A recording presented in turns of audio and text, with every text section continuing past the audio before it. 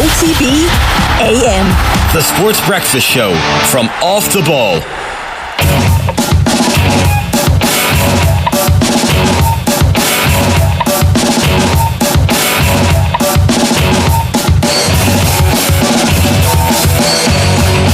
Alright, you're very welcome along. It's Monday morning. We've got a full house and we're very, very, very impressed by what Limerick are doing. If you want to get in touch this morning, we'd love to hear from you. YouTube.com/off the ball. You can text us on 0879 180 180. That's the WhatsApp number. Or, of course, you can leave a comment or tweet us at Off the Ball AM. Shane, good morning to you. How are you? Morning, how are things? Colm, how are you? Sure, hello. So, what was the most impressive thing about Limerick? The fact that all year the third quarter has been consistently unbelievable. Like, when the chips are down, and to be honest, a 3-point deficit at halftime is hardly chips down, but you just know that they're going to come back.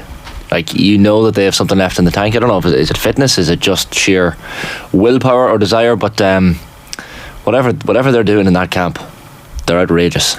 It's not physicality and size. I know that's been kind of used across the year, but they're just unbelievable. Most impressive thing is they scored 21 points in the second half. They had one wide. They were both 5 points and 6 points down respectively in this match. 5 points in the second half after Kilkenny's second goal. They had 6 different players, Limerick, that scored at least 2 points. They had 11 different scorers in total. Peter Casey, who was, I would say, very quiet to anonymous in the first half, ended up being the player of the match because of his last 10 minutes display where he scored about the same point 5 times.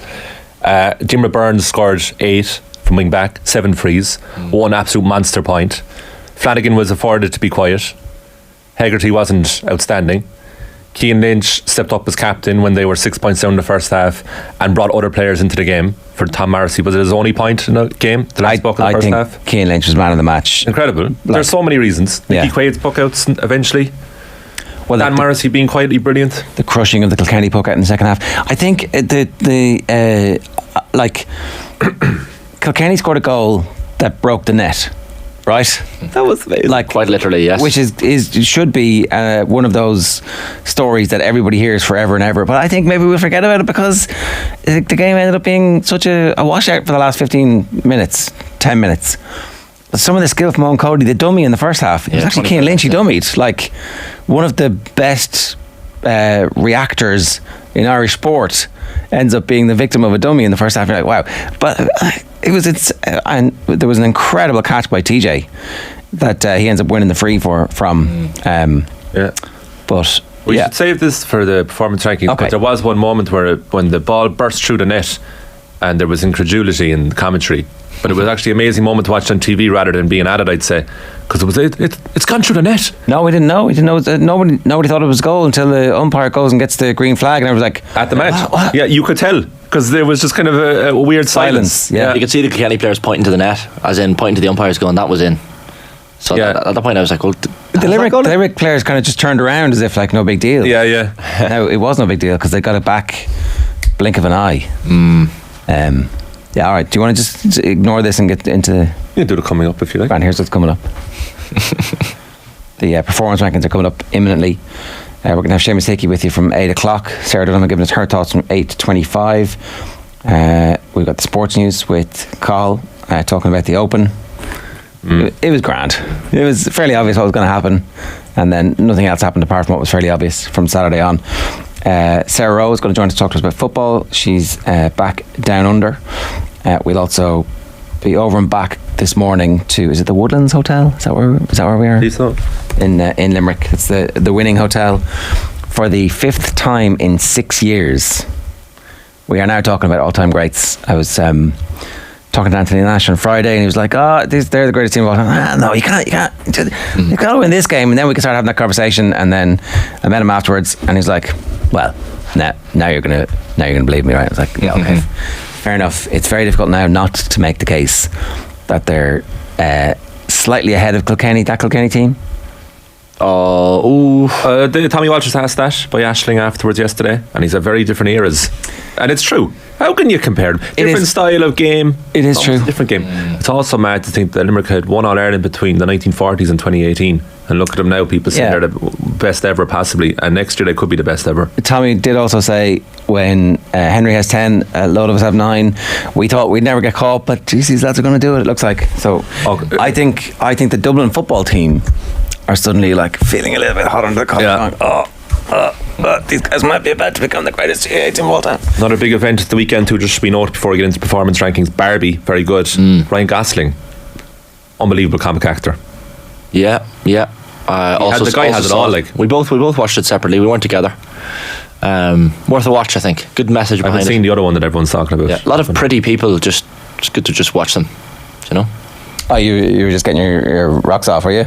Well, I think everyone in the Is that the whole point of it? Sorry. Well, yeah, it's just a lot of good-looking men and women. No, so is that not just Love Island? There's more to it. There is more to it. There's deeper meaning. Is it Love Island with gags? No, there's a big no. It's a lovely message at the end. It is. Yeah. I know. Don't look down at it now. I'm not looking down. I'm just looking down on YouTube for like. For watching Shane it, in is particular. it? Shane's review is hot people, and you're like, oh no, hang on a second, No. more to it. So the acting was, of course, Gosling brilliant is- as well. Oh yeah, Very talented. amazing. The articles were great. When you see the Gosling in Drive to the Gosling in Barbie, what an actor! Like, some range. The Ken character is a bit dense.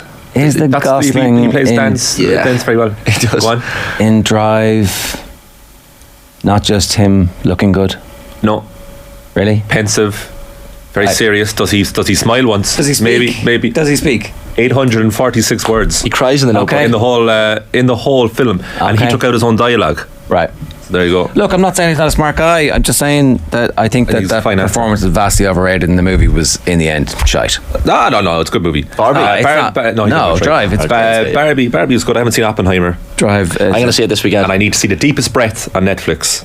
Right. Monday morning recommendation. Apparently that's excellent. Sue Murphy put me onto it. Another friend of mine over the weekend said you got to watch this. 1 hour Yeah. 50 minutes. Can't made wait. by Motive Television, Irish company. What? The Deepest. Deepest Breath? Yeah. Go on. Oh really? No Yeah. way. Oh, Yeah. very good. Yeah. Well, another reason. Premiere was on in Dublin here. Ah, sure I missed it. Sure I was away. All right, okay. Anyway, 7:37 this morning. This is OTB AM, the sports breakfast show from Off the Ball. It's time for the performance rankings. You know, that wasn't an All-Ireland winning performance. Probably should have won the game based on their second half performance. Is it acceptable to say it was the performance so far of the World Cup? Maybe not. OTB AM's performance rankings. I'm scratching my head. Performances was just lacked that intensity. Boom. Am I right in saying Kilkenny's last All-Ireland was 2015? 15, yeah. So Cats of 9 Lives is going to be 9 years next year. I just made that up on the spot. Isn't that good? Anyway, Kilkenny, like you mentioned that Owen Cody little jink past Cian Lynch. That was the 25th minute. The run and the stick work. The following minute, Nicky Quaid pucks it out straight to Richie Reid. Points. The following minute, Barry Nash over carrying. TJ pops over the free. Those 3 points in a row, I'm thinking, this is a lovely little period for Kilkenny. And then obviously, don't piss off Limerick, because that's exactly what happened. And was there ever a moment we thought Kilkenny were going to win the game? Possibly. Yep. Half time, I was like, this is a very real probability. Then Limerick, I think the first couple of scores, the second half, but then Kilkenny, of course, push on a little bit more, get a goal. The goal that breaks the net. And that's all she wrote, really, isn't it? There was a moment at the start of the second half, you're waiting for that famous third quarter from Limerick. And funny, they had the best second half they probably had in this John Kiley era, but they actually were slowing up in the first 5 minutes of the second half. Tom Phelan went on this great solo run and should have passed it to TJ. In hindsight, of course, should have passed it, and that could have helped the cause.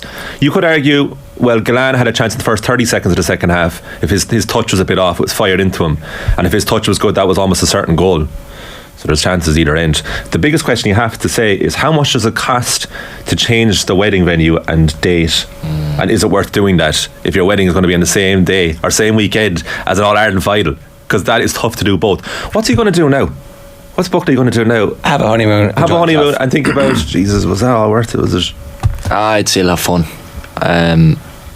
That was, the timing was terrible. I'm sure they booked it a couple of years ago before the schedule and the calendar got a of the few GA minutes. fixtures was changed. No, they booked it this year. Did they? But then didn't realise that. So the All Ireland final is a week earlier this year. Of course. So anyway, and it's not going to be. Somebody's making the point that it's not going to go back that much further next year because Coldplay have already been booked for 2024 for the last 2 weekends of August. So maybe it's only the last weekend. Anyway, Yeah, 29th and 30th. we'll talk about this later. The fixtures and the scheduling and all that kind of stuff. Yeah, the positives from Kilkenny's point of view, the intensity, they were scoring from turnovers in the first half. Hugh Lawler was having a good game on I think as well. Kilkenny are in the red here because they did about as well as they could possibly have done, and they got blown out in the last 10 minutes. Like, it didn't feel like a 9-point game. It really didn't. However, in retrospect now, that was what we were saying last night. Now it feels like there was an inevitability because they started to lose everything at the start of the second half. They started to lose in their half-back line, they started to lose in midfield, they started to lose in the half-forward line as well, even though they were playing about as well as they could have done. There's a few wides in the first half when they have opportunities. Walter Walsh, I'm sure, would if he had his time back, would pass into the inside forward line and try and create something slightly different than taking on the shots that he took on. I actually thought from general play he did okay. Kyle Hayes certainly wasn't dominating at the start the way Kyle Hayes did dominate later on. Now I know they moved him off him relatively quickly, but I don't think there's much more Kilkenny could do. A few players could play way better, like Adrian Mullen. I think the lack of hurling over the course of the season caught up with him yesterday. But other than that, they don't have much else that they can point to and say we're going to be better for this experience, we're going to be better next season, because next season TJ's a year older, Richie's a year older, Richie Reid I'm talking about. Will Richie Hogan be back? I'm not sure. After that, there's probably a few others I'm just not thinking off the top of my head. And in the first half they got the puck outs really right. In the second half they couldn't do anything about it, so that's why I'd have them in the red, because this might be as good as it gets for them. There was a point too as well just before half time. Kilkenny were 4 points up.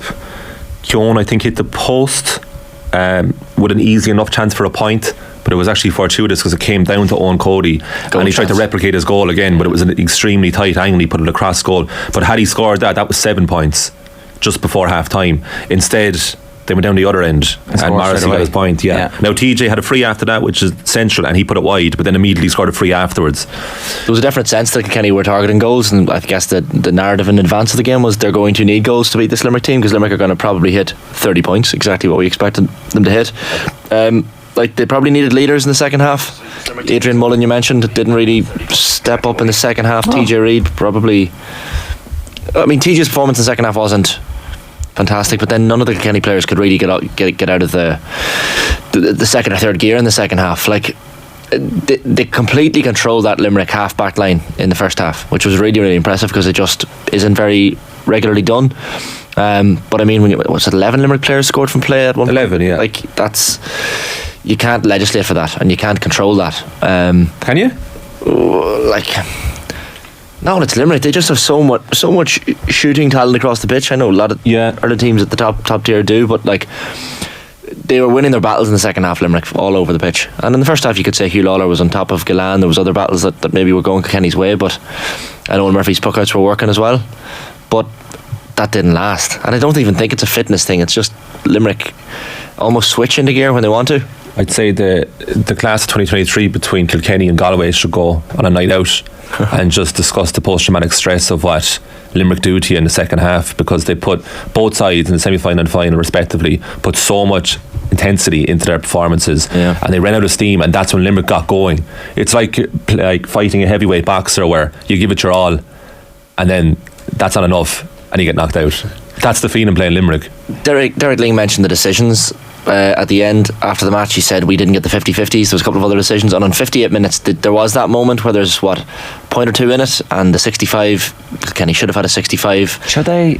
It definitely touched the Limerick man last. Did it? Definitely. I only saw one replay of it now, and it looked like 100%. It was fair enough. Yeah.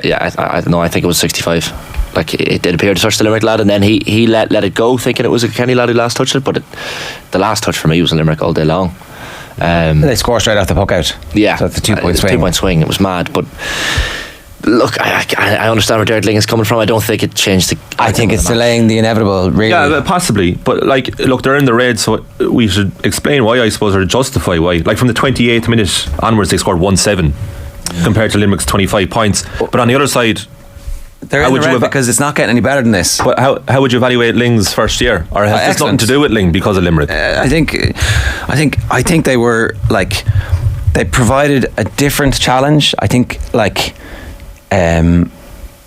got a lot right in terms of setting up the first half to try and take stuff on in the second half, but they couldn't get the short puck outs away in the second half, and so you're bombing balls down on the tallest, biggest half-back line in the history of the game, and what's going to happen? You're going to get the ball straight back at you, straight over your head. Do it again, straight again. It's oh my god. So whatever it was that they were able to do in the first half, they couldn't in the second. Now I'm going to talk more with Anthony Nash about this on Friday, but he was making the point after the game that the wind had a really significant impact in the first half, in that it was holding up Nicky Quaid's puck out, and so that was allowing Kilkenny to push on and like explode into it, when in the second half Limerick could do that to the Kilkenny puck out. That was game over.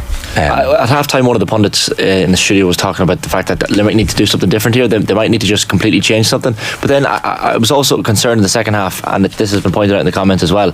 I would have liked to have seen a little bit of shithousery from Kilkenny in the second half when things were going. I don't think they had any energy left to be a shithouse. As Corky says in the comments, can't understand how no Kilkenny player hadn't a contact lens issue in the second half. Something needed to be done to try and stop the juggernaut. But like, I didn't see anything different or unique. The difference is when Quaid had his issue, he knew that Limerick had so much storage to fall back on, whereas like you can delay the inevitable. Like we're saying, you can go down and waste a bit of time, but you still have to get up and play on. You still have to be proactive, and I'm not sure they had anything left to give. Like, and yet still this game was pretty close up until the last 15 minutes. I mean, 30 scores to 17. That's why they're in the red. They did as well as they could, and they got blown out at the end. That, which is the most frustrating thing. That I don't think there's anything in those 50-50s conversation. Like, there's nothing that you can say as a Kilkenny person today and go, if we had just done this, this and this, like, it could have been different. It could not have been different. The best team won by a mile. I'm not sure I agree with you, Ger, though, that this is the end of this Kilkenny team. That's why they're in the red. I don't think that they can close the gap on this Limerick team, is the point. It's not the end of the team. I think next year they'll be back, and very, very likely they'll be in an All-Ireland semi-final, because, you know, what's going on in Galway, I don't know. But more than likely it's going to be Kilkenny in an All-Ireland semi-final against the second best team from Munster, because the way the system is set up. And there's every chance they'll be back in an All-Ireland final next year. But what are they going to do differently? Yeah, I think Limerick have a tougher in Munster than they do in the back end of the All-Ireland. Like, they seem to have Galway and Kilkenny's number, but Clare on a good day, you never know. Tip on a better day, maybe. But that's what you're kind of clutching at straws, really, at the same time, you know. Also, Kilkenny had kind of an inability to deal with Cian Lynch moving up to centre forward. Yeah. The last 7 minutes of the first half. So midfield he was doing alright, and he seems to do a lot more damage when he switched with Reedy. Man of the match in the All-Ireland final is a big deal. They should have given it to Cian Lynch. Like, or Burns. We'll come back to this. Or Burns, I think, because Burns in the first half wasn't as good as he was in the second half. No, but you're right. When Kilkenny were, like, they were 6 points ahead. I know that's not a mountain lead against this hurling side, but they were 6 here, and you have to think, like, if it wasn't for Cian Lynch, who knows what would have happened. Like, Lynch was the only man who stood up. It's a dominant display when the team are struggling, and that's the hallmark of absolute quality. So anyway, that's my only quibble. Yeah, we'll get back to Limerick. We'll move on into the other red this morning, and Irish golf. Very harsh. Very harsh. Shouldn't be here. Well, we shouldn't be lumping them all in. So the way I'll explain the weekend from an Irish perspective, Brian Harman, of course, winning, a bit of a, I guess, procession towards the finish line for Brian Harman. His first major title, a 6-shot win for him. Won on the round of 70 yesterday. Nice and easy for him. 13 under. John Ram among those players, and joint second with Sepp Straka, Tom Kim and Jason Day. From an Irish perspective, so 4 players missing the cut. Darren Clark on 8 over, Alex Maguire 10 over, Seamus Power and Shane Lowry both on 4 over, all failing to make the weekend. Padraig Harrington, slightly better weekend, made the cut, and I guess the reason we're talking about this is Rory McIlroy tied for 6th, par or better for every single round. As he said afterwards, he was quite happy, obviously not to have not won, and the drought, major drought, continues into a decade next year. 10th year. Started the final round yesterday very strongly, 3 birdies from the 3rd hole on, but then the heavy rain came in, momentum was lost, and I think he's playing really well. The Scottish Open last week has highlighted that, and he can be pretty proud of himself. Of course, he has once again not won a major, and I see your smirk, Ger, but I don't think Rory McIlroy has earned a place in the red after his performance the weekend. This content-driven man, like, you either win or you lose, according to Ger Gilroy. And if you don't win the Open, it's not black and white. It's not black and white. You can improve, you can play well. It doesn't necessarily mean you're red. You can't put McIlroy in the same colour as Shane Lowry. Golf's a hard sport. Who missed the cut and smashed his club. Or actually, he didn't smash it. He kind of just bent it very smoothly and calmly, kind of sociopathically, like, and it just snapped right there, and he just walked away with no emotion in his face. You can't lump him in. Well, sorry. Rory. How many majors did they both win this year? Oh my God. This is the end of the major season, right? So it's not just the British Open we're talking about here. Like, Rory's season was built around winning one of the four, but particularly the Masters, and then, okay, I'll make do with my Open victory that stops my 10-year drought. And last week, I was the one arguing to put him in green last week because he was sensational, and he's going to have a brilliant rest of the season. It's very likely he might end up winning again both of the tours, right? And it'll be a great achievement. At the end of his career, he'll look back and go, yeah, I was the dominant golfer outside of the majors for those years. And he will feel not great about himself not winning the majors. Like, Rory's in the red because Rory would view himself in the red. He might say, I'm doing great. It's my putting is like, Harrington is like, if he can't putt like this and win a major, he just can't. I don't know if you saw on Saturday, he opened up and he was ripping the course apart. At that stage, John Ram had just ripped the course apart, and it looked like this is going to be one of the all-time great Opens because you assumed Harman was going to come back to us. But he missed a birdie putt on, did it go birdie, par, birdie, birdie? And it should have been birdie, birdie, birdie, eagle. But he missed two putts, and you were like, oh, they're just slipping away. And then hit every green in regulation for the first 9 holes, and then the drive went a little bit wayward in the back 9, and the whole thing frittered out, and he couldn't buy a putt.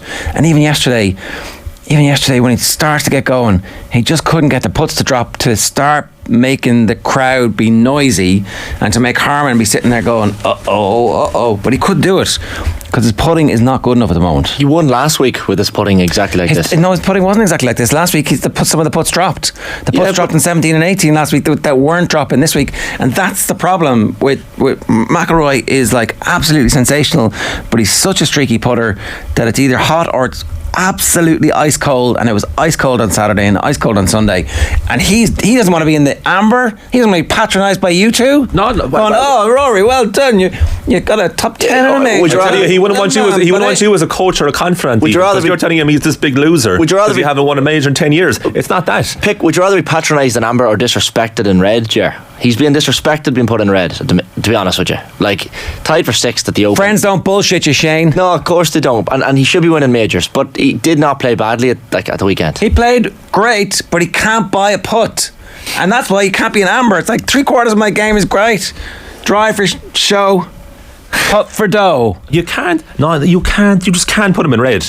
Like, this time yesterday, we were building up as like maybe he could do it, and then a few hours into Sunday we're like, geez, he started off quite well. And you never know what McIlroy. You never know what McIlroy. You do. It was gone on Saturday. It was absolutely gone on Saturday, and he knew it coming off, and his face knew it on the back 9 on Saturday. It was over on Saturday. There wasn't a hope in hell. He could have shot a 63 yesterday, and it still wouldn't have mattered because it was over. It was gone. There's no way McIlroy thinks he's in red. McIlroy thinks he's in amber, right? Because if he thinks he's in red, he's never going to be in contention again. If he goes by your attitude, where this guy, his putting's letting him down, he's 3/4 of his game, he's just not good enough anymore. If he doesn't fix his putting, he's never going to win another major. He said himself after the round, right? He says, every time I tee it up, I'm right there. I can't sit here and be too frustrated. Overall, it was a solid performance, not spectacular. That's the definition of the performance rankings, amber. It was solid, but not spectacular. Like, he has literally told us to put him in amber. By literally his post-round interview yesterday was him going, put me in amber. He's had the same level of success in the major championships this year as everybody who didn't win. But that's like, okay, you're just looking. It is binary for McIlroy at this stage in his career. It is. I'm telling you. So he's going to win. He's going to walk around with the wheelbarrow, and they're going to fill it with cash every week between now and the end of the season. And it's great, and I it's fair play to him, and it's really important for golf that McIlroy continues to be the one that everybody wants to watch, and I understand that, but at the same time it is binary now at this stage in his career in terms of whether or not that was a good week or a bad week. He's not thinking that was a grand week because he didn't win. Like, he's going to have loads of great weeks for the rest of the season, and I actually think that the Scottish Open, the way he managed to see that out, like, I think that's going to be important to him into the future, and I do think he probably will win a major. And then the dams will open. He's in the red today because he didn't get it done over the weekend. I don't think so. Did you hear his interview with Sky after his round yesterday? But they all all the golfers lie to each other. Reference to Ryder Cup. Golfers have had the yips, and they're like, no, I don't have the yips. What are you talking about? If you heard it, go on. You heard it. He was very self-critical in other performances this year, in majors even, and he said, no, today it wasn't bad. This weekend, not so bad. It's very disappointing not to win. Not the man who's talking about himself in the red. A guy who's saying there's room for improvement. A guy who's saying I'm nearly there. A guy who's saying I know I'm still good enough and I just need that little bit more. Certainly not a guy who's in the red. Let me put it this way to you. An Irish golfer yesterday, Rory McIlroy, secured his 20th top 10 finish in a major since he last won one. That's pretty consistent. I mean, the man put some respect on his name. This sport is ruthless and brutal and doesn't lend itself to the performance rankings because there's only one winner every weekend. And golf is tough. It wasn't Rory this weekend. He was in the green last week when he won. But it was the season for McIlroy is built around. That's patronising. It wasn't. That would have been. The finish on 17 and 18 last week was absolutely spectacular. No, brilliant. Yeah, totally. Did we put him in the green? I don't think we did. We did. I insisted on putting him in the green. No, I don't think we did. I don't remember typing in Rory McIlroy last week. We must have. If he won the Scottish Open. I think you might have mentioned it, but I think it was honourable mention. No, I don't think it was there. He was in the green. Sure, we'll go back and check. Someone will. No, we won't. Well, we've only talked. This is how we end up. We only talk about Rory because Paul Kimmage had a decent weekend, but then the other Irish lads had howlers. Like Lowry breaks his club off his neck. Not as violent as that sounds, but kind of bent it around the back of his neck. So I think he'll be disappointed with his performance, Shane Lowry. I mean, a 6 over 77 on Friday, and then he lost in the back nine, to be honest. So his frustration got the better of him. By the way, Padraig Harrington was asked about it afterwards, and he said, what do you make of Shane Lowry breaking his club? And he was like, well, golfers are allowed to lose their cool as long as they don't damage the course. Yeah, he didn't care.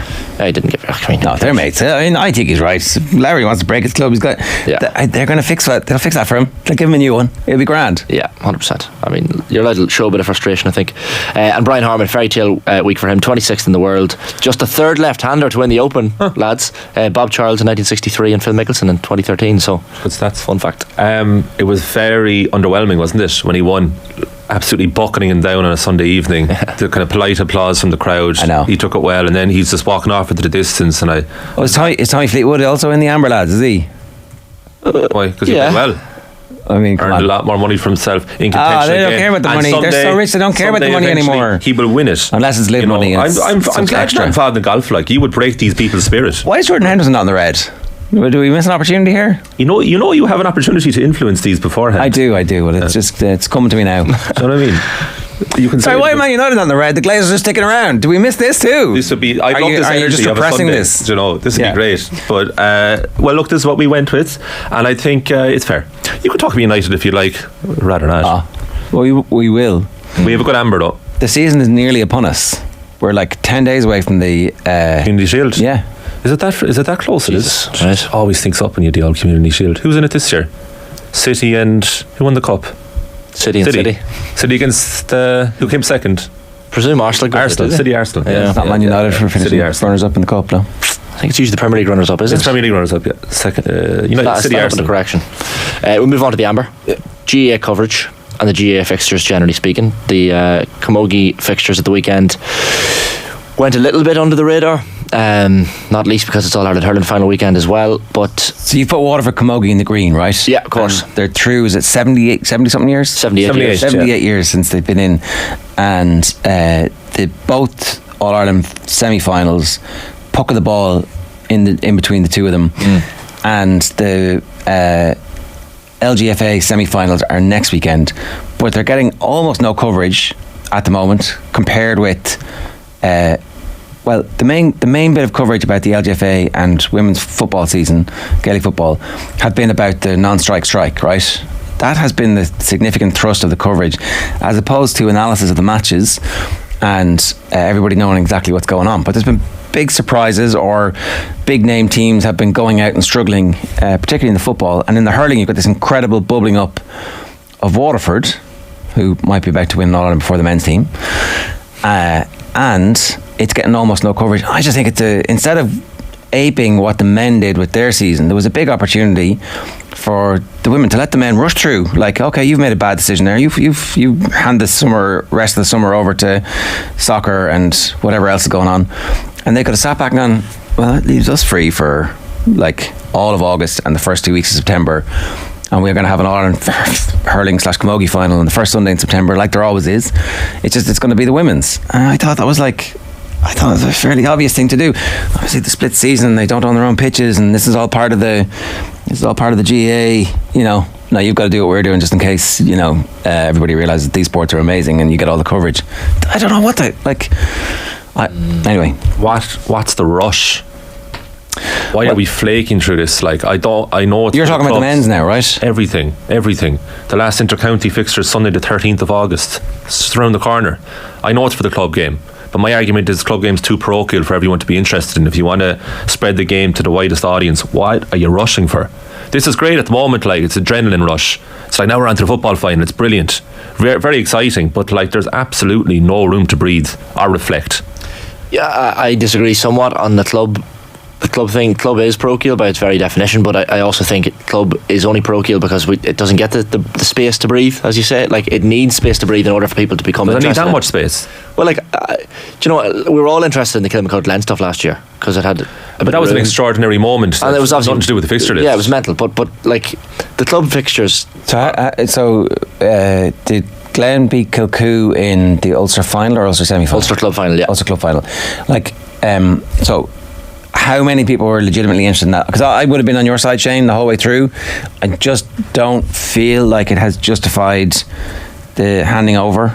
So Glen played Kilcoo, if memory serves, and fairly controversial. On the field afterwards, there's like, well, what they were doing was completely unacceptable. And I was like, oh, this is very interesting, isn't it? But like, it kind of was a tiny little, just a little kind of bubble of a story, and then it disappeared. But if anybody had, like, if that was an inter-county game, where on the field afterwards they're like, oh, that's completely unacceptable, we would still be talking about it. So I'm not sure it has crossed over to mainstream. Yeah, but give it a bit of time.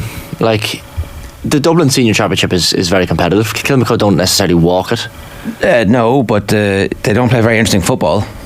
No, they don't. Like, there's a Black Death element to to some of the club teams for whatever reason.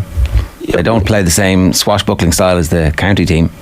Like, I was in Galway last summer and I went to a couple of Galway club championship matches just on a Sunday just to watch it. Yeah. And I have I had no affiliation with any of the teams. So, but you've a tourist passing interest in it. Yeah, but is that not the type of people they're trying to draw into the club game? I don't know. I don't think. The inter-county fans that have no interest in club until they actually watch a match and they're like, oh, this is actually really high quality. Well, it depends. Like, if you watch Glen Kilcoo, that's really it's high quality football. A lot of them are inter-county players anyway. No, if the general motivation, if the overall goal is to promote the club game in a much better way, then yeah, this is a huge success. But I also thought that the GA's mandate was to spread the game to the widest number of people, and you're alienating a huge cohort by doing this, in my opinion. But are you not bringing in are you not, like, you're giving the club game space? How's that alienating them? We have 7 months to have this debate. Well, but it's there for a reason. I'm just saying. Also, I know we're going to talk to Seamus Hickey here about Limerick, and we're going to do a lot on Limerick. I see one comment there saying that we're not doing enough celebrating Limerick, but one question I will ask is, John Kiley, 13 in 13 finals, 100% record. Is this Limerick side the best ever? Or do they have to win it next year to make it statistically? We're moving on to Limerick and Green, yeah. Before we finish, that was the point I was making about the conversation with Nash on Friday. I was like, can't say that now, and it's hard not to say it now. Basically, that's Obviously, if they win next year, it ends all debate. But that's what I'm saying. I don't know. Like, that's just statistically, but are they actually? So I think the conversation is now about the greatest GAA team of all time, and they're right there with the Dubs. Like, well, hold hard on. to compare though. Are they right there with the Dubs? They're right there. They're nip and tuck. Yeah, if they win 2 more All Irelands, they're right there with the Dubs. It'll be 5 next year. Yeah, but it'll actually be 6 and 7. And so they're catching up on the Dubs. Like, the most mic drop moment for me was the 30th point when it goes over the bar and Kylie and Kinnerk just embrace. It's like, because that was their target. Yeah, it was obviously very much there we go. Like, they didn't care about the 29th point, but the 30th point was like, we've done it, we've reached. Like, so they're such just killers. They don't hold back. Lovely photo there on screen of John Kiley and Joe McKenna. Man, it gave a lot to Limerick hurling as well. It was nice to see that little moment. Those eyes. Kylie's eyes. Sorry, Kylie. That 5-minute period when he was on his own up there with his kids, they lifted a trophy together and then he took it himself. But so up to JP. They actually went into a highlights thing in the stadium for a couple of minutes, and I was like, oh, they're going to miss the John Kiley presentation here, and the highlights kept going. But he he was last, right, and he was waiting for everybody else, and loads of people had brought their kids up, and he was like halfway up when he was like, oh, I don't have my kids with me. And so he legs it onto the field, like literally kind of, some of the Kilkenny players are coming through the tunnel and he's kind of gently waiting for them, politely going, well, hurry up lads. And he legs it over and grabs the two girls, and then suddenly they're like, the three of them are up there. And then he lets them go, and then he has a little moment where he has a dance. And he's dancing for about 2 minutes, leading the crowd in the sing-song. And then he spots JP and brings him down, and it's like...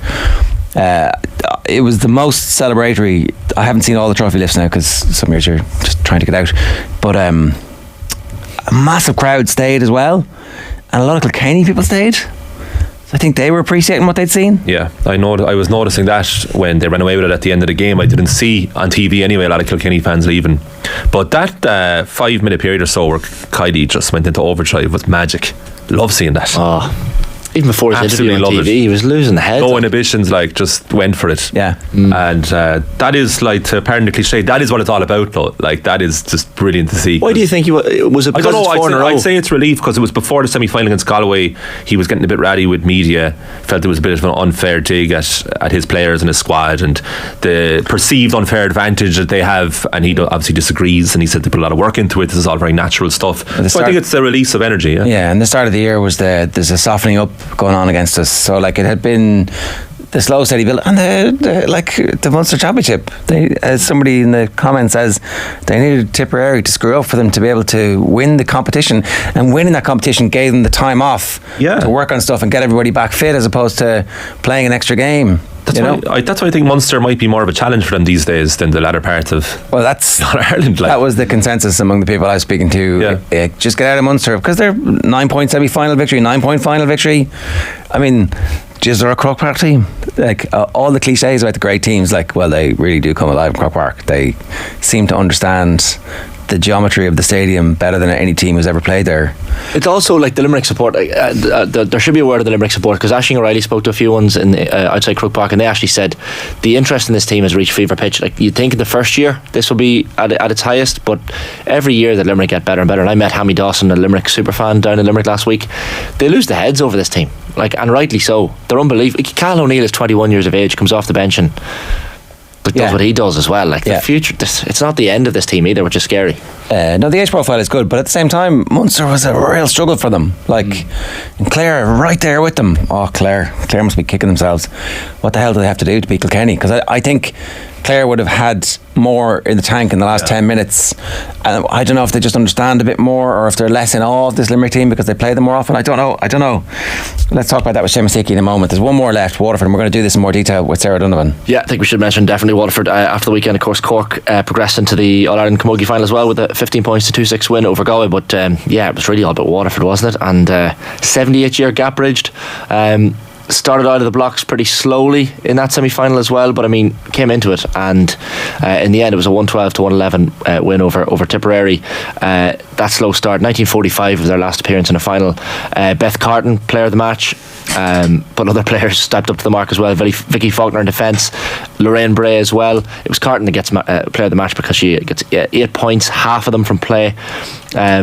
Tip probably be kicking themselves a little bit. They had chances, but Waterford certainly the story of the weekend. It was a seriously slow start, wasn't it? They were 1-7 to 3 points down. Waterford after 25 minutes, so to come back from there and for Tip to only score 4 more points, like, it's an unbelievable performance after the 25th minute onwards. But yeah, like you say, we'll talk to Sarah about it, but 78 years and waiting. Here we go, 2 weeks time.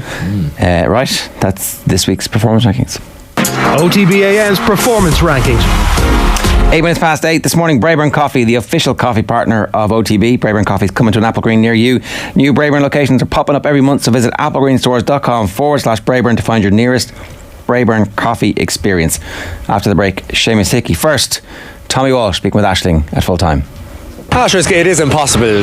They're just an outstanding team. Even if they don't ever win another All-Ireland, they'll go down as one of the best teams ever. Like, I thought when Henry is 10, there's a good few of us at 9, many more with 8 All-Irelands. I thought that no one ever catches, but it looks like these lads are more than halfway there now. So maybe they'll go on and win many more. But whether they do or not, it's not all about titles. Like, just as players that can play the game, like you look at the fundamentals of hurling. To be able to win your own ball is one. They can do that and can do it very better than most.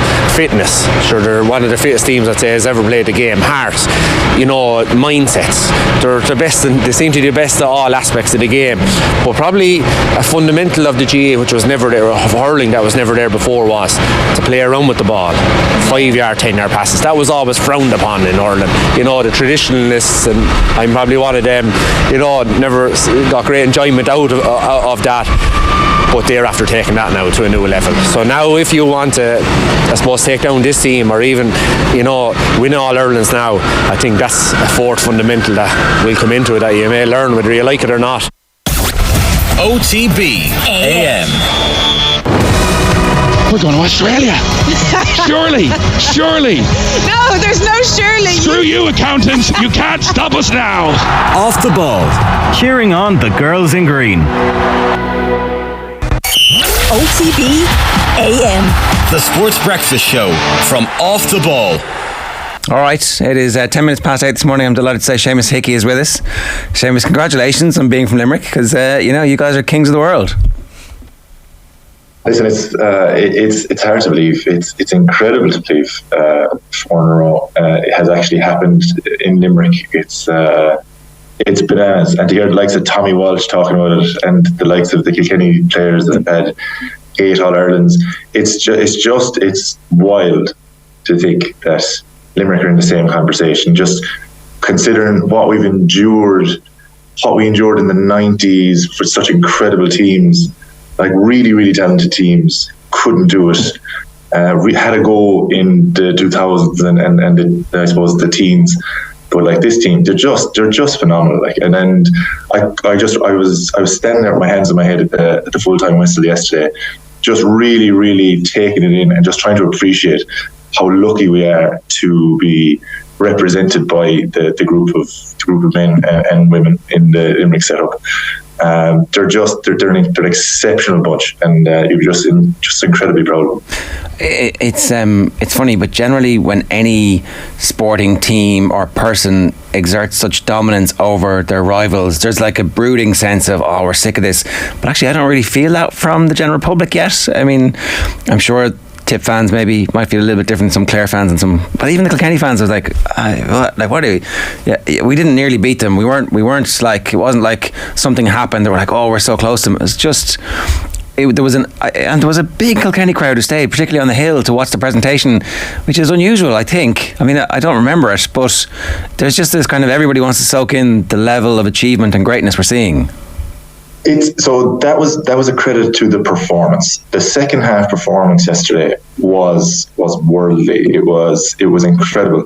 And then obviously the huge crowd that stayed around, it was history. It was history for there's only 3 teams that have done this to win 4 in a row, and one of them was in the 40s.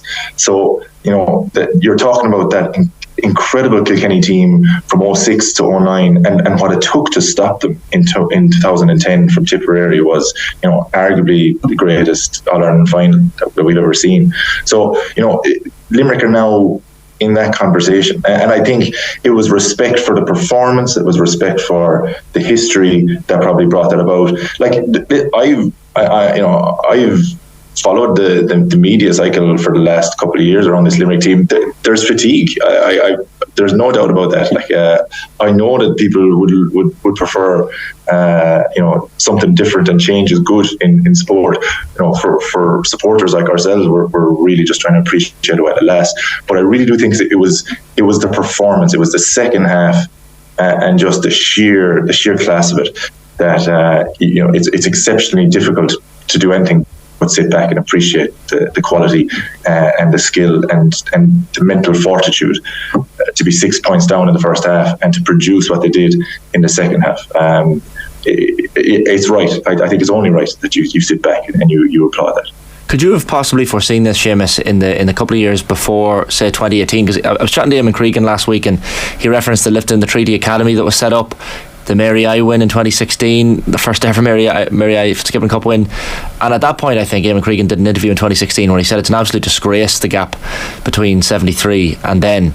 Could you have seen this around the corner? Like, I know these players, the Lynches and the Hayes were coming around the corner, but did you ever think this would come about? So I don't know anybody who could possibly have predicted this level of dominance, because as good as the team was, and in 2018 I knew that there was something incredible brewing in Limerick. So we had this exceptional talent pipeline. We had just had Kyle Hayes had come into the panel just at 18 years of age, had come in from an All-Ireland minor win. Winning All-Ireland minor titles was still brand new to us, in Limerick. That the Lifting Limerick strategy, headed by Joe McKenna, was starting to bear fruit underage, and okay, great, there's green shoots coming.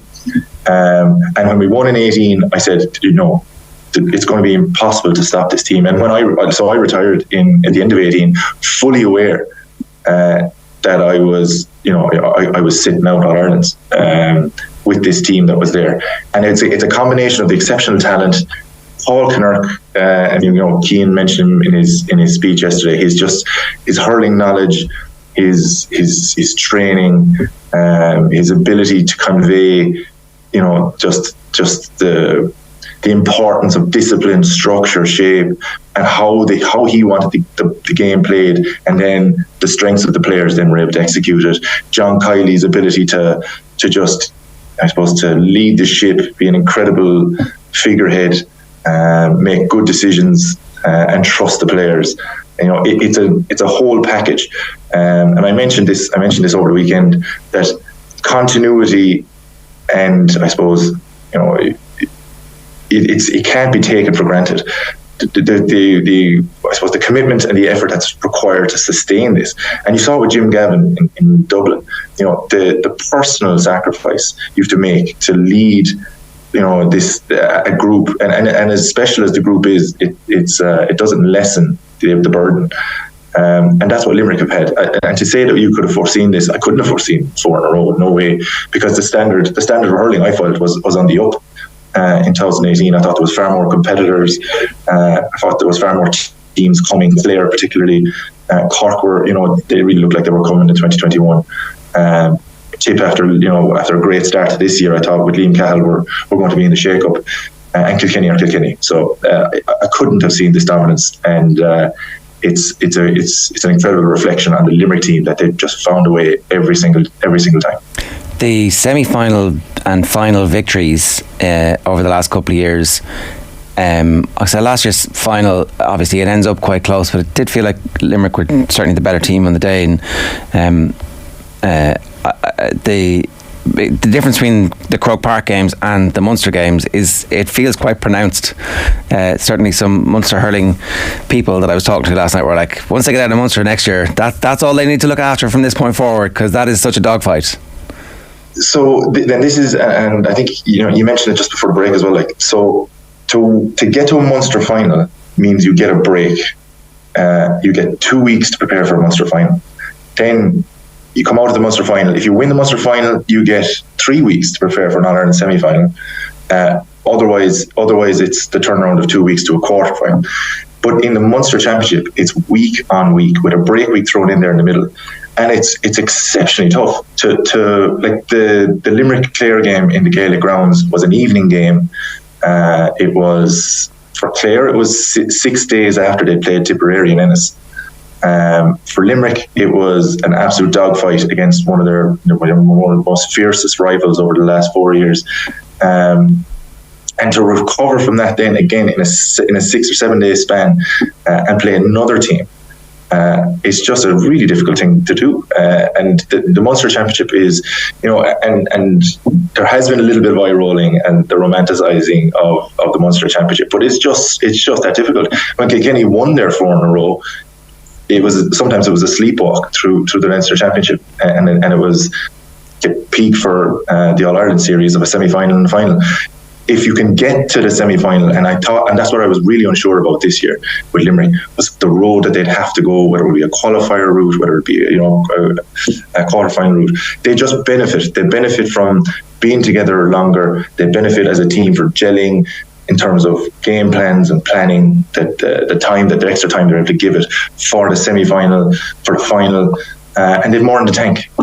So it means a lot when you get to the latter stages and you just have a bit of breathing space. And it makes a huge difference.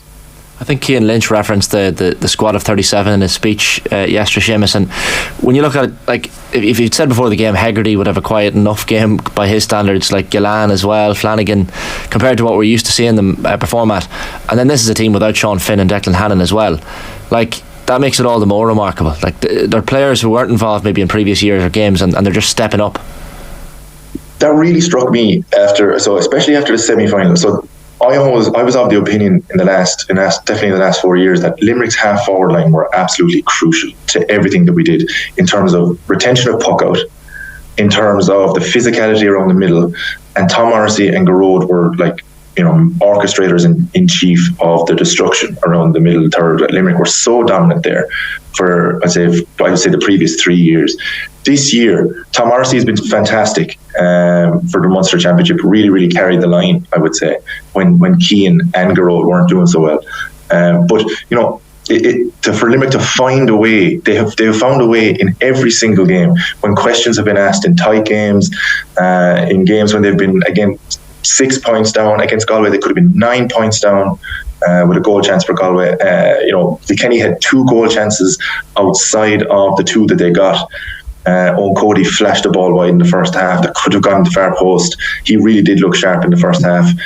So they're masters of finding a way. And this third quarter kick is phenomenal to behold. Like it's like the talk about the power that they bring. What Kyle Hayes and Diarmaid Burns did from the half back line was immense. In the 15 minutes after halftime, and they continually, they're like problem solvers. And John Kiley, now in fairness, he's exceptionally humble and he defers a lot of credit to the players. But to be fair, the players are masters at finding solutions to problems, finding a way around the I suppose the strategies and the different things that other teams throw at them, whether it was 3 around the middle at different times for Kilkenny yesterday, or the same with Galway. Galway withdrew a half forward to midfield, cluttered up. Just find a way. And Peter Casey, what an arc to see him to complete that kind of that comeback after his 5-point performance in 2021 against Cork, and then to do his cruciate, and then to come back and then 5 points from play in the second half yesterday. I always felt that with Hugh Lawler going to be on Gillan, that we needed somebody else to contribute. I thought it was going to be maybe Seamus Flanagan, but Peter Casey looked like he was coming in the semi-final against Galway, 2 points from play, and then what he did yesterday was ridiculous. He threw Mikey Butler off him on the Hogan stand, and on the move floated the ball over. And he's not a big striker, but he was incredible. And it was again. Different people have stood up at different times. It's truly a team sport. But it is the 37 that Cian referred to. As a player and a former player, I know the training that they've done. I know how important it is to have a good panel of players where you're 17, 18, 19. On the B team, we'll say, playing the A team, or pushing them for their places, keeping them honest. And I know that with the under 20 successes that we've had in the last couple of years as well, that does bode well for the future. And Colin O'Neill's impact when he came on, Adam English, there's lots of guys. So we're very, very fortunate, Limerick.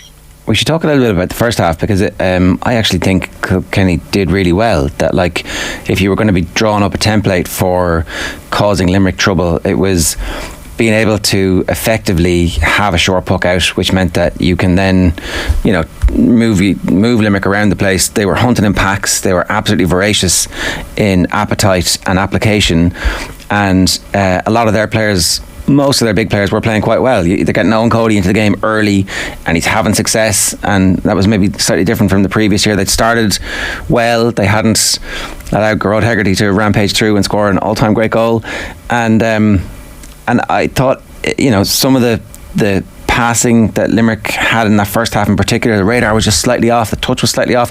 They looked a little bit flat, like almost lethargic, and maybe it was to do with the setup from Kilkenny. Maybe it was to do with defending the wind the way they had to, and maybe it was just a little bit of like, okay, let's wait and see exactly what happens here. But in the midst of all that, Cian Lynch's performance was as good, I think, in the first half as it was in the second half, and that's why I would have made him man of the match. We're nitpicking here. Me too. No, 100% agree. But yeah, it's just so to your point then about how Kilkenny made him uncomfortable. It really was the way Kilkenny set out their stall. You could see a lot of the, like Tommy Walsh referred to the short passing that Limerick do, and that sometimes as a traditionalist it's hard to watch. I find it hard to watch at times. Some of the short passing they do around the middle, it does open them up to turnovers, and especially on a rainy day and the elements against them. Kilkenny's presence, they funneled everything into the middle third. Limerick didn't get a chance to get out wide much at all, and even when they did, Tom Morrissey and Kyle Hayes linked up for a ball before Aaron Gillan's first point, but they had to take 3 collisions before they could even deliver a ball to Gillan, and they did well. So it was exceptional. It was an exceptional execution of going after the midfield and half forward line. Now listen, if you're going to do that against Limerick, you need to do that in the third quarter. It's more important to do it in the second half than it is in the first. As Galway showed you, Kilkenny showed you, it's playing against the breeze in the first half. Nicky Quaid's puckouts just weren't going to go, and unlike you say the previous 2 years where you'd see great fierce movement in the Limerick half forward line, it was very static. Really, I noticed that. So David Reedy, Cian Lynch, Tom Morrissey, and Rowe Hegarty, they were standing under puckouts in the first half, and it's just not going to. You're not going to do that against quality teams. And then Kilkenny's set up for breaking ball. They won all the breaks, I would say, in the first half. So they were hungry. They were physical. They played really, really well. Tom Phelan, I thought, was exceptional. I was really nervous watching his performance in the first half, particularly. He scored a super point in the second half as well. But I suppose where Cian gave us an anchor was his ability to retain possession. Like it's I don't know how you describe his ability to get the ball from the ground into his hand in traffic in the messiest of situations. He's just a magician. And he did it yesterday at times, crucial times when we were really struggling to get a foothold. He was there on getting possession, taking tackles. He's the one man that, for Limerick particularly, was able to kind of navigate the mess. The point he set up for Tom Morrissey going into half time, where he was able to dance between 5 Kilkenny players, still get a hand pass over to Tom. Tom got the score and was 3 points down at half time. That was big. So you're only 1 score down at half time instead of being 4 points down, or even 6 as they were 4 minutes earlier. So, I do think Cian is critical. His vision is next level. Darragh Donovan scored a point in the second half to go 3 points up for Limerick, and Cian, he couldn't get up a hand pass to hand. There was just too many people around him, so he literally just flung it back 10 yards behind him to where he knew there was green shirts, and split 2 Kilkenny players, and then Darragh was able to put it over.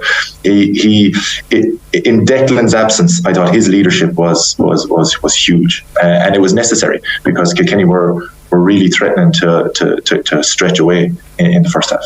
So yourself and Ger agree on Cian Lynch's man of the match. I think Peter Casey got the official man of the match last night on telly. I think the Sunday game panel opted for Kyle Hayes as their hurler of the year. Seamus, who would your own pick for hurler of the year be? I think it's. I think it'd be very hard to take it off Aaron Gillan. Listen, I love Kyle Hayes. I love how he plays the game. I think he was again exceptional. He's been a nominee for Hurler of the Year, I think twice in the last 4 years as well. But when Limerick weren't playing great, Aaron Gillan, from all the way through the Munster Championship, was exceptional. Against Galway, he was exceptional. I don't know how you take it off Aaron Gillan, because he really was in such a tight Munster Championship. If Aaron doesn't play as well as he does, if he doesn't score the goals he does, Limerick don't make it out of that. So from a full year's perspective, I think Aaron, but you know, when you look at Kyle's performance yesterday in closing out, his performance against Galway, you know, he's a special talent. But you know, if it's a Limerick man at the end of the day, for me, it's a good decision. So. Yeah, Seamus, I'm almost loath to ask this final question to you because everybody from Limerick was just enjoying the moment, and you know, it's very important that we do all slow down and take a breath. However, the team is so good, it's impossible not to think about the history and where they could go, and to just have a little daydream about this might not stop for a while. So what's the ceiling? Are they chasing a 5? Are they chasing the dubs? So there is no ceiling because the reality is, so Aaron Gillane is 26. You know, Kyle Hayes is 25. You know, a lot of the key figures in this Limerick team are nowhere near 30.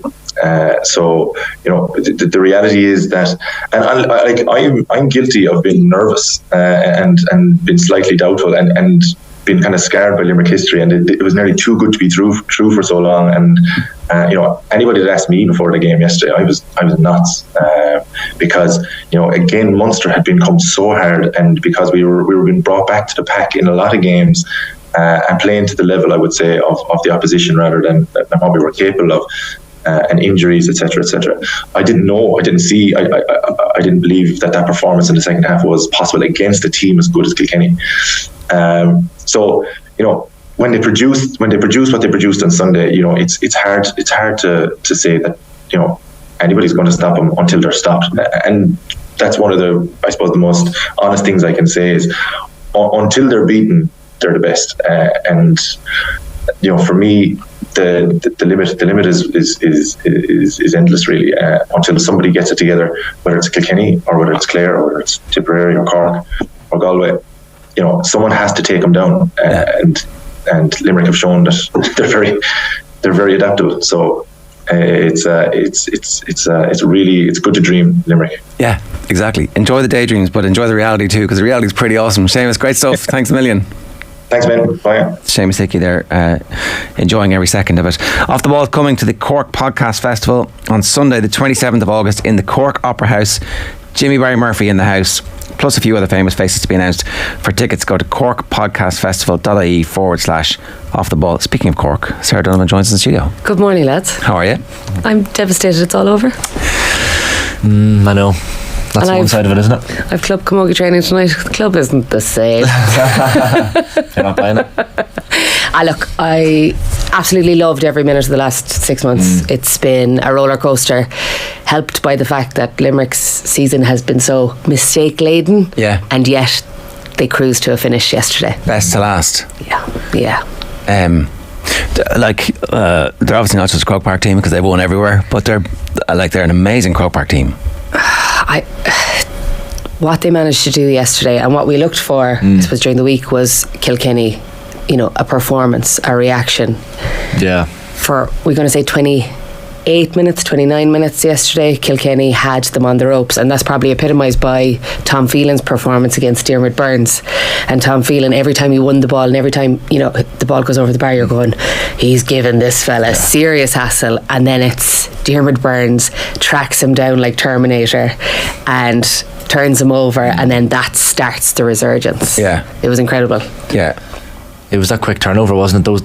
Those three Kilkenny points, as we mentioned earlier, 25th, 26th, 27th minutes, I think they were, like starting with the Eoghain Cody run, the unbelievable stick work, and ending with the Barry Nash over carry and the TJ Reid free. But then from then on, yeah, I suppose what if you when you panned out from it was the Richie Reid point, and you see Tom Morrissey 7-8 yards behind him, and he's really struggling to get anywhere near him, and you're going, okay, if Tom Morrissey's struggling here, this means Limerick are in big trouble.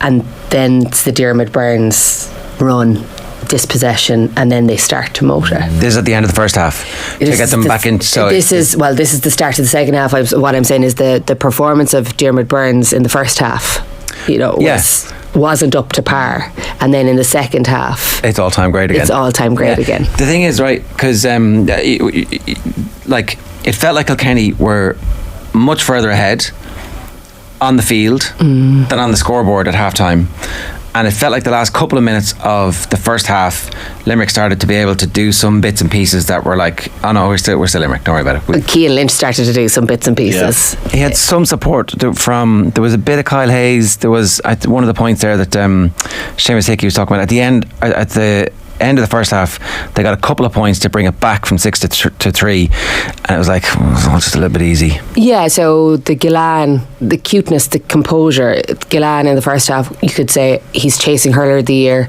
Owen Cody is tearing up a storm at the other end of the pitch. There's possibly a tendency when you're chasing hurler of the year to do it on your own, and Gillane pulls out, goes, no, I'm not the option here. Lynch is punting through, pops it up for him. Lynch puts the ball over the bar, and it's that process piece, process that they stuck to. Everyone has referenced it afterwards, and I know they're playing down this 4 in a row and that they weren't chasing it, but when you're in the middle of a process and you're doing it for the 4th year in a row, you have to believe that what you're going to do is going to be unbelievable. Yeah. And chasing 4 in a row is unbelievable. It must get a bit boring unless you spice it up somehow. And there's the carrot. Yeah, now they're spicing it up with a bit of like all-time history, chasing the dubs. It's a magical thing in 5. But here's the best part about the 5 is that actually they can chase the dubs instead of chasing 5 in a row. Yeah. Right? So you can almost ignore the 5 in a way and still have something to go for, as opposed to... And that's what makes the process so worthwhile as a group. But you're looking for that same, I suppose, energy to go into next year. You're looking for the players to be fit enough to do it. Well, it's so difficult, isn't it? Because Munster is such a dogfight. Like, there's a possibility they don't get out of Munster next year, and we don't actually get to see them have the opportunity to do the 5 in a row. We say that, but they found a way, and in every game a different crop of players has stepped up. So in the Munster Championship, I thought it was Tom Morrissey, it was Dan Morrissey. In the Munster final, it was Gillane, but it was David Reedy in the last 10 minutes with Adam English and Colin O'Neill. Semi-final against Galway, it was Gillane and Darragh O'Donovan. And then in the final, different players again: Diarmuid Burns, Kyle Hayes, Casey, Cian Lynch. Like, here's the thing, they haven't had Cian Lynch properly this season. No. And they probably will have him, hopefully, fingers crossed, from a fitness perspective next season for the whole thing, and maybe that's the difference. His best game this season before that was the league final, where he gave Gillane every single ball, that it was pin perfect, and that was the league final, which didn't matter in the grand scheme of things, but that was the last time he had, I suppose, patched together a kind of a near perfect 60-70 minute performance. So for him to take that long and then obviously to peak on the biggest day, another big story. It is incredible. Like, we're not taking it for granted, I don't think, but him and Declan Hannon, direct roles reversed from last year, the two of them with the trophy lifts, and it being so obviously sincere. Like, I don't know, did he have notes? It didn't look, there was something in front of him. I think it might have just been the list of people. But like, look down though. Yeah.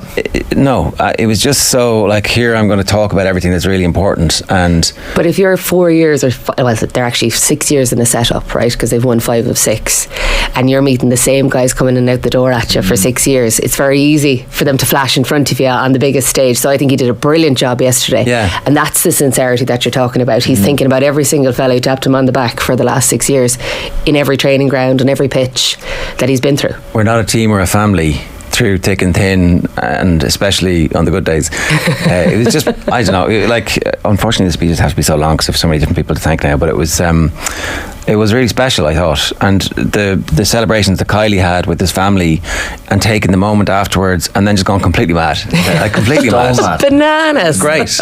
Very un-Jim Gavin-esque. Yeah. So if you want to, what would you say, diversify in terms of what the managers do, Jim Gavin has a way and John Kiley has a way. Yeah. And I thought John Kiley's way was Jim Gavin, like for the first couple of years, not quite on the same level, but like, he was quite reserved in the celebrations, a little bit more controlled, but yesterday he just went off the chart. It was brilliant to see it. Yeah. They obviously felt pressure, because you think back to the start of the year when we were talking about this earlier, there's a softening up going on, and then it was like, we're not getting enough credit. It's like, hang on, you were telling us. So their narrative had to change, and their response to it had to change, and they've managed to think their way through all of the challenges. At any point this year, what was the closest they were to being in trouble? Was it Clare? Are Clare their true rivals at the moment? I'm going to say Cork, because they had to win that game and they couldn't, I suppose, worry about Tip and Waterford and what was happening on the other side. And in the Cork game, Cork asked lots of questions of them, but for a couple of mistakes, and obviously the penalty that went against Cork, Damien Cahallan's, freeze against him, they got a bit of luck in the Cork game. And Tip obviously were undone by Waterford on the other side, and that allowed them to parachute into a Munster final, and all of the Limerick fans descend on the field going, oh my God, the legacy's back on, we have a chance, we're going for 5 in a row. That shift in 10 minutes in that game in the Gaelic grounds was the turning of their year. Yeah, those scenes celebrating the Munster as well, the whole pitch is totally full. Like, that's the other thing about the Limerick fans are just enjoying the moment, and we're the ones who are talking about the 5 and 6. Oh, yeah. Do you know? Yeah, they're present. Yeah, but I for us, and look, obviously Seamus referenced it, he understands, you'd like to see change and you'd like to see something different, but if they keep achieving these new things, then it makes it interesting for us, because there's such a jeopardy in going for 4, going for 5, going for 6. Yeah. That's where it gets exciting for the pundit or the media talking about it. Yeah. The players stay present too, though, and I think Caroline Curd was mentioned at the end by Cian Lynch, but clearly the players just like a maternal figure should be delighted.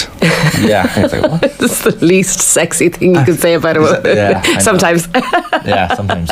But I'm sure her influence in the team, and the players mentioned her for a reason, is significant. Like, yeah, I obviously we don't have an insight into how involved she is, but inevitably she's very important, and that performance coach piece, very few teams in Munster, and there's been a lot of, I suppose, jest about the different performance coaches who've been brought into the different teams to try and emulate her, and it hasn't worked. No, and sure, there's only one winner, right? So, but like, our track record is pretty good. We had Eamon O'Shea on Friday, and he was talking about the backroom team that they had. Cian O'Neill was there, strength and conditioning, and Caroline Curd was there to stop the 5 in a row. So she's seen the opposite side of what the opponents are going to be trying to do to Tipperary next year. My current manager, actually, or my current coach, Mickey Dad in the club, she was with Carrigtwohill in 2011 when they won their first county championship completely against their own play, and he's got some great insights which he promises he's going to tell me about when I'm finished with Off the Ball. Yeah, fair. Yeah, so maybe tonight I'll try and get a bit out of him tonight. Yeah. Shifty Lad says, good morning lads, referee was great as well. So John Keenan of Ockram in Wicklow, 50 years of age, final All-Ireland. Is he 50 next year? We're already aging him. Sorry, John. It's very important at that age, I understand. But it means he can't referee the final next year because he will be 50 next year. Yeah. And he didn't get any big games after last year's Munster final, which everybody says is like literally one of the greatest games of all time. But he got punished for missing a few calls. I don't even remember what he missed. There was a bit of hacking there in the first half. Right. It was sledging. Yeah. But yesterday he was incredibly passive, which is what you want from a referee. And we'll reference the Waterford Tip game later in the Camogie, and I thought Liz Dempsey in that game did very well, and I can be quite critical of her in other games. So referees overall had a decent game this weekend. I suppose Derek Link suggested he missed a couple of calls. I don't think that was enough. The lads thought this was a 65 that was nailed on. Definitely a 65. There was. It was a 2-point swing. That's fine. That's the umpire's call. It's not John Keenan's fault necessarily. So here's the thing: it's not actually a full 2-point swing either, though, right? Because Kilkenny had the opportunity to defend from the puck out. It wasn't like it was a free from the position, and the only other thing that I still can't cope with is the throwing, and there was a fair bit of that yesterday. At one stage, John is running alongside Cian Lynch, and Cian Lynch softly, like he's just, it's not a throw, it's not a hand pass, and John's running alongside him, and I'm like, call him.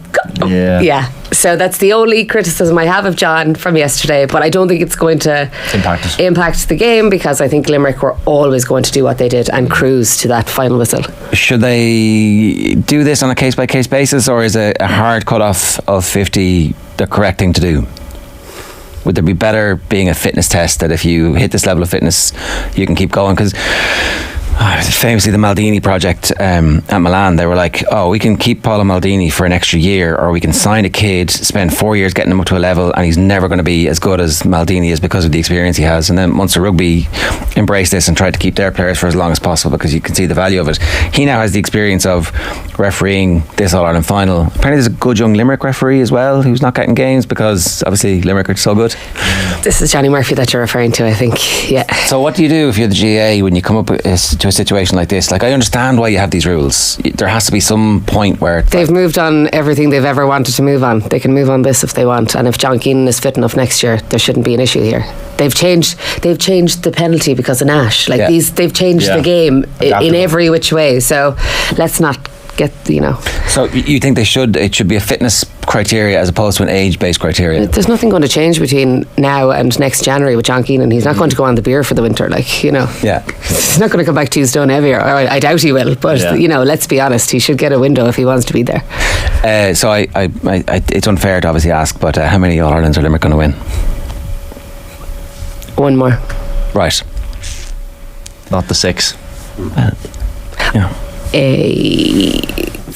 It's the bodies, lads. That high impact, physical, challenging game that they play. The bodies are starting to break down. So you need 17 bodies to do that repeatedly for 6-7 games in a microwave championship, as John Cusack says. Jack McCaffrey, Paul Mannion effect. Like, the players eventually just turn around and say, right, I have so many All-Irelands, I have nowhere to put them anymore. So, like, do you just take your year off, and is that going to impact this Limerick team down the line? Like, that's the only way I can see them losing lads to Australia or America, or having so much in the line of victories that they don't need anymore. They're from Munster, Shane. We don't understand this as well. The age profile is different though. Mannion and McCaffrey were 21, 22. These guys have gaggles of kids around them now. They're holding 3 babies, so they're stuck. They're not heading to Australia or America just yet. Or maybe they're stay-at-home dads. Then they want a bit more time with their family. You might have lads for the dadcast. You'd never know. Oh yeah. There was a lot of them. The second half, right? What changes from Limerick's perspective? Like, what does Connacht do at half time that because Kylie says the players diagnosed what we thought the issues were, and then so it sounds like at half time there's a very calm conversation. We're happy enough with that because we haven't really done what we were trying to do. What are the problems, lads? And they tell what the problems are, and Connacht and Kylie are like, yeah, that's right. Yeah, okay, go and fix it, because they didn't make any significant changes.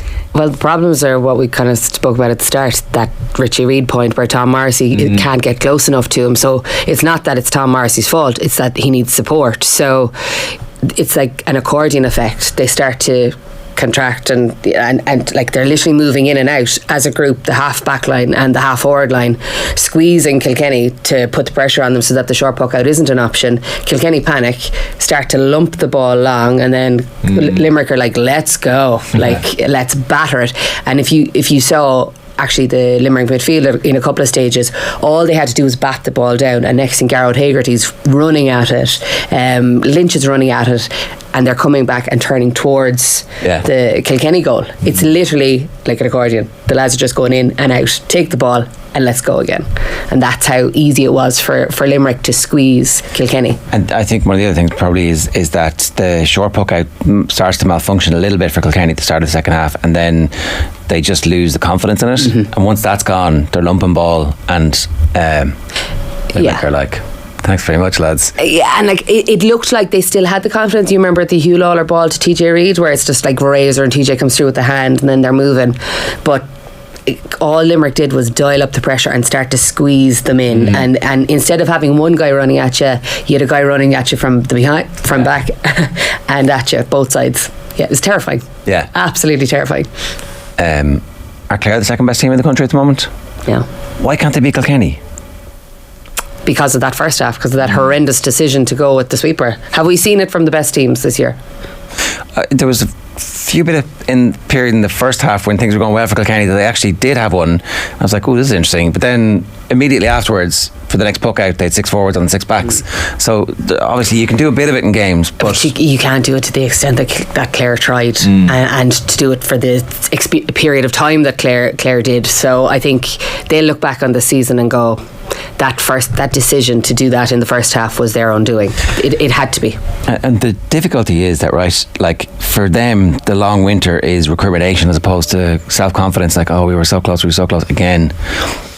Whereas for Limerick it's feasting on everybody else's deficiencies. So who is getting closer? Well, and a lot is being made of the fact that Dermot Burns, is so efficient yesterday from place balls, right? I know it's not a big deal, but it is a big deal, because if you look at Clare real malfunction when we thought at the start of the year that Aidan McCarthy was the solution, and they just weren't efficient enough. You have the basics, which is get your free takers right, get your midfield right. I don't think any midfield has matched up, bar Clare in the first, to say, the championship game. Yeah, that was the one game where. But yeah. Like Mullins, and it didn't go well yesterday. Obviously, Conor Fogarty had to go wing back because of the injury to David Blanchfield. Cork's midfield, I don't think it's a match for Darragh O'Donovan and Will O'Donoghue, or Darragh O'Donovan, Cian Lynch. You know, the combinations that have been there. I think you need your midfield first and foremost, and a full back. Like, we've had big issues with different teams. Cork don't have a full back. They've Damien Callahan, but I don't think he's the ultimate fullback, right? I think he's been put under pressure on different occasions. From Clare's point of view, they lost Conor Cleary for 2 games and they really struggled to fill that role. Dan Morrissey for Limerick has been pitch perfect. So you need a fullback, you need a decent midfield, you need a razor sharp free taker, and then you can go to Limerick and say, here's right, a challenge. Yeah, absolutely. It's a long shopping list. Yeah, big time. Cian Lynch, we were saying earlier, obviously stepped up in the first half when those around him were maybe faltering a little bit. Darragh O'Donovan in the second half was one of those players that stepped up massively as well. I've been asked, obviously Seamus asked him who his hurler of the year is, Gillan being the, I presume, bookie's favourite, but for you, who gets the nod? Since, I suppose, the start of the league, I was so delighted when he came back. I think I was very sad when he was out in the cold playing soccer with that random team from Limerick. What were they called again? I can't remember. Craig FC or something, I don't know, or something Rovers. Anyway, it's not, and actually we were chatting to Adam Screeney on Friday night. What a cool kid. So burnt the ear off him, asking him what he thinks of Gillan, because obviously they're, you know, playing in the same role, and Gillan has changed that corner forward role and made that role really sexy because of the way he manages the game, manages I suppose his runs, how exciting he makes it. It's a case study in management, and we haven't seen that with a corner forward in so long. Even Taggy Fogarty was saying, look, you have to recognise that this lad is doing something different inside there. He's made the role his own, and he's made the role his own this year in 2023, and that's why I think he's hurler of the year. There was a point I think at the start of the second half where the movement of his feet was like a wide receiver just like catching a ball where there's no space, but there's suddenly space because he's just shimmy the hips and the feet move, and it's against like an incredible defender. But he's making 4 runs and then on the 5th he moves, so like he's literally, and that's what we were saying with Adam, was like literally it's you're exhausted and you still have to have the energy for the 5th run to actually win the ball. Otherwise he's just tapping it, and he's just tapping it over and it looks effortless to him, but it's been set the up. 4 runs previous, so that's why he's my hurler of the year. Sarah, there's an incredible story brewing in the Camogie where Waterford have reached the All-Ireland final, and I was making the point a little bit earlier on, the opportunity was there for Camogie to separate themselves from the same rotation of games as the hurling, and there was like there's all of August, and we could have had an All-Ireland final, an All-Ireland hurling final on the first Sunday in September. It would have been amazing, and we would be talking about that in loads of detail and getting to know these Waterford players and getting to see any of the controversies in the game against Tip.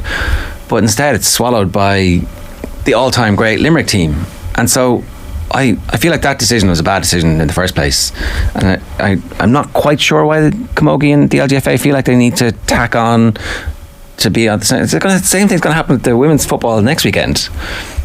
What's your instinct about this? That August window is the window they should have looked at. It's a real sweet point because obviously September, October, the club season becomes players going back to college, players going back to school. You're competing with the men's club season in terms of pitches, and I appreciate all of that, but that August window, that sweet spot, that's still there. We don't have championship until the 21st of August in the club, right? So even there's 2 more weeks there. I think the Camogie final is on the 6th of August. Even if you had pushed it out 3 weeks, the final, there's still only 2 teams involved. You know, it's like the rest of the country can you can go ahead and slog away. So moving it back 3 or 4 weeks wouldn't kill the game, but it would give us a window to breathe. And then brilliantly though, on Saturday we were in Nolan Park, 7,500 people in Nolan Park Saturday. Clare, the noise, the colour, Waterford. Yes, Waterford, the noise, the colour, oh my God, they started chanting after Murray Power's goal and they never stopped. That Waterford team is a real success story in the Camogie, because in 2020 they were relegated. We actually relegated them. I was with Dublin that year, and it was a last second free from Dublin player Emma Flanagan, and I was going, God, this is going to be really tough on Waterford. They're going to go down to Division 1B. We might not see the group again. 3 years later, they're in an All-Ireland final. And I was at a wedding on Saturday night with the Dublin girls, and we were saying how sickened we all were that Waterford have managed to do this in 3 years and Dublin just survived relegation. That is the swings and roundabouts in teams. But we should be doing 25 minutes on that this morning, I think. Do you know? And there is enough room in that, and the quality in it was exceptional. There's a score from Beth Carton that is all Lorraine Bray, and if you get a chance to see it over the week, go back and watch it, because she comes out of nowhere in the middle of midfield. She flicks the ball off of the tip player and she's so direct, and actually she'll be a real, I suppose, star in that final when she gets on in space, because Croke Park is really going to suit Waterford, and they played Cork last year in the semi-final, did incredibly well in the game, and then I suppose Aisling Thompson comes in, and powerhouse performance to overturn Waterford. So big opportunity for Waterford in this final. All right, Sarah, we'll leave it there. Good stuff. Thanks so much for joining us. Cheers. It's 8:55 this morning. Yeah, you're watching OTB AM. Glad to have you with us this morning. You can get us on youtube.com/off the ball, or you can always text us 087 9180 180. I'm delighted to say Sarah Rowe is with us now. Sarah, good morning to you, all the way from Australia. How are you? Morning, how are you? You're playing Aussie rules again, is that correct? Is that where you are at the moment? Yeah, back in Melbourne the last 3 weeks now, back into pre-season. How's that going?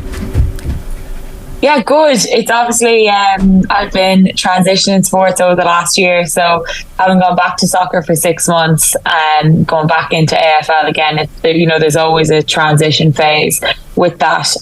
But yeah, I had a great time just going back to a sport that I love, a sport that I grew up playing, and now I suppose I was always in contract with Collingwood, so I'm back into the business end of things now. It's our training load has increased a lot, and the expectations of players over the coming season is far more than it has been any other seasons. We now train during the day, and then we do 2 night sessions, whereas it used to be all night sessions. So a few things have changed, and the expectations is definitely higher. So it's been a tough 3 weeks coming straight back in, but enjoying the system and just being back in a professional environment. I think I remember hearing you say before, Sarah, that you have to train your mind a certain way to play these different sports, and each time, I guess, when you're going back and forth between different sports, is it tough, or do you manage to? Is it almost like a light switch? It depends how long you're out from the game. Obviously, with me being out from soccer for 8 years, that was a real challenge.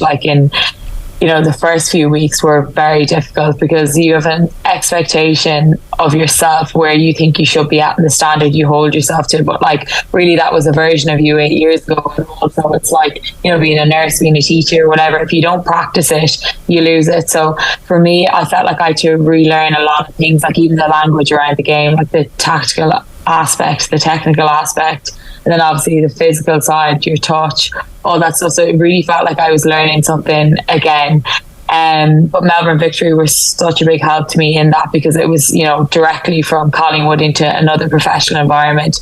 So I was exposed to, such great education and great coaches. And then obviously transitioning then back to Bowes was great, because I needed as much games as possible to, get up to standard as quick as possible.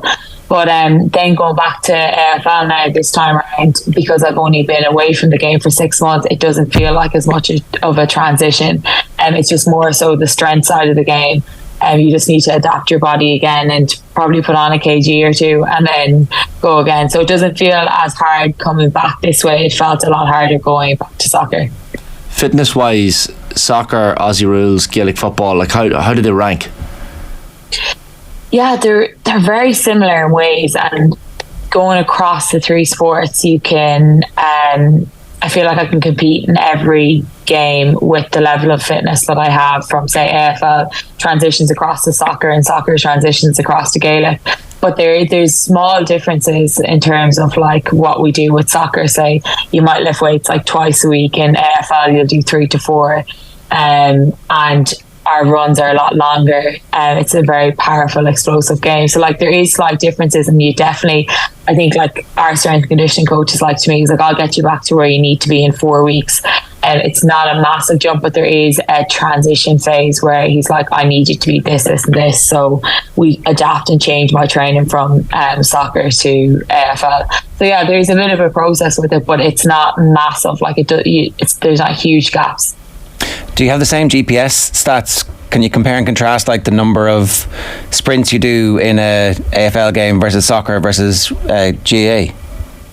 Yeah, like you would. It is interesting to look at that side of things, because like in a soccer game you might do say 11, 12k, 14k including your warm-up, and high intensity running would be anywhere between like 500 meters to kind of 800 meters. But then AFL, obviously the game is shorter and you're rotating on and off, but you would maybe do between 9 and 10k, and then your high intensity running would be about a kilometre, 1.2 kilometres. So the high intensity running seems to be a bit more in AFL than it is in soccer. Obviously soccer is a lot more, there's a lot of change of direction and short steps, so that's what I mean by there's just being really small details. But when you know your body so well, you go into those environments and you know exactly what you need to, you kind of know exactly what you need to do. Like that when I went from AFL to soccer, I was like, I feel a bit heavy, I don't feel that light in my feet, and I need to get my short steps better, I need to do more agility work, and I need to go into a power phase and less of the strength phase. So yeah, it does just take a small bit of time. What's the World Cup like in Australia? Because obviously, you know, you've you know this Ireland team so well, and you've kind of been in Australia on and off over the last couple of years. How big an event is it? Are you seeing it every day, or has it actually captured the public's imagination just yet, do you think? Yeah, well, I was up in Sydney last Wednesday and I just soaked up the atmosphere of all the Irish fans, and it was just incredible to see those green jerseys walking around everywhere. It was just like really and truly Irish fans are the best fans in the world, and just they go above and beyond. So that was really cool to see. And then in Melbourne there's a lot of stuff around the World Cup, like a lot of the rugby teams, soccer teams like Melbourne Victory, they've been kicked out of their facilities because FIFA are in with teams training in their facilities. We have to park somewhere else for training because, you know, the World Cup is taking precedence at the moment. But so yeah, there's things like that happening. There is an atmosphere around Richmond area, which is I suppose the centre of sport in Melbourne. So you can really feel it, and you can see it, and everyone's talking about the games. It's so good to see the way women and sport have, like, you know, the profile of it all has grown so much. Like people are asking you, like, are you watching the game tonight? And like, you know that they're talking about the women's game. Like you're not, normally when someone asks, are you watching the game tonight? It's generally a men's game. So I think it's, yeah, incredible to see. The Irish performance, Sarah, in that opening game, I guess pure disappointment that they couldn't nick a goal at the end and take something from the game, but still I guess it leaves us in a reasonable position. We think now we can potentially push the Canadians, get a result there. So it was disappointing from a result perspective, but performance wasn't bad. Yeah, I thought the performance was really good. I thought the girls did really well, and I think they made it really hard for the Matildas to play the style of football that they wanted to play. I think they were very well organised and set up. I think they were very unlucky, unfortunate to concede a penalty, obviously, and you would have liked to have, the ideal result out of that game would have been a draw. So yeah, it's disappointing in that way, but I think the girls can hold their heads up high. And yeah, Canada is a massive game on Wednesday, and they really need a big performance. Were you disappointed not to have made the final, I guess, squad standby list? How close do you think you'd pushed it? Yeah, I think time was a big factor for me as well. I think getting back into soccer was just like, it was just so enjoyable for me to go back to it. Like I had this itch to go back for so long. Well, I was on standby, so I was in a home-based training camp just before the squad was announced. So I felt like I just ran out of a small bit of time. I think I needed a couple of more weeks to play a few more games and then get into a few more squad training sessions. I think I would have probably a bit more of a chance then. But no, wasn't disappointed, loved the process of soccer, loved going back to it in the first place. So I was, and also the girls, like so many of the girls have worked so hard to get to where they are, and like it's, you know, the squad that got picked was a great squad, and you see girls like, you know, Megan Campbell, you see Leanne Kieran, and these girls being left out of the squad, and like Jamie Finn even not being selected in the actual squad. So it's like very disappointing for those girls, whereas for me it was just a process of going back to football and seeing where it would take me, and knowing that I was close and was, you know, good just to know that I could be in around the squad. But yeah, I was delighted for the girls who got selected. How do you think we're going to do in the next two games? I think Ireland make it really hard for teams to play because they work really hard, and they just, that never say die attitude that Irish people have, and is just something that you either have it, and I think we have it in our blood, or you don't. And I think that's what really gets us across the line in big games. So I think I'd love to see Amber Barr come on. I'd love to see a few other girls come on and get game time like Chloe Mustaki, and, you know, maybe mix it up a small bit. But I think, yeah, it's anyone's game. Obviously, like in a World Cup, anything can happen. I think I'd like to see them beat Nigeria. I'd like to see them get some sort of result out of Canada, be it a draw or sneak a 1-0 win. But that's kind of where I see it. And when's your first game? When's the season restart? Season doesn't start until September, so we've another 5 weeks of pre-season left. Is that 5 weeks of misery?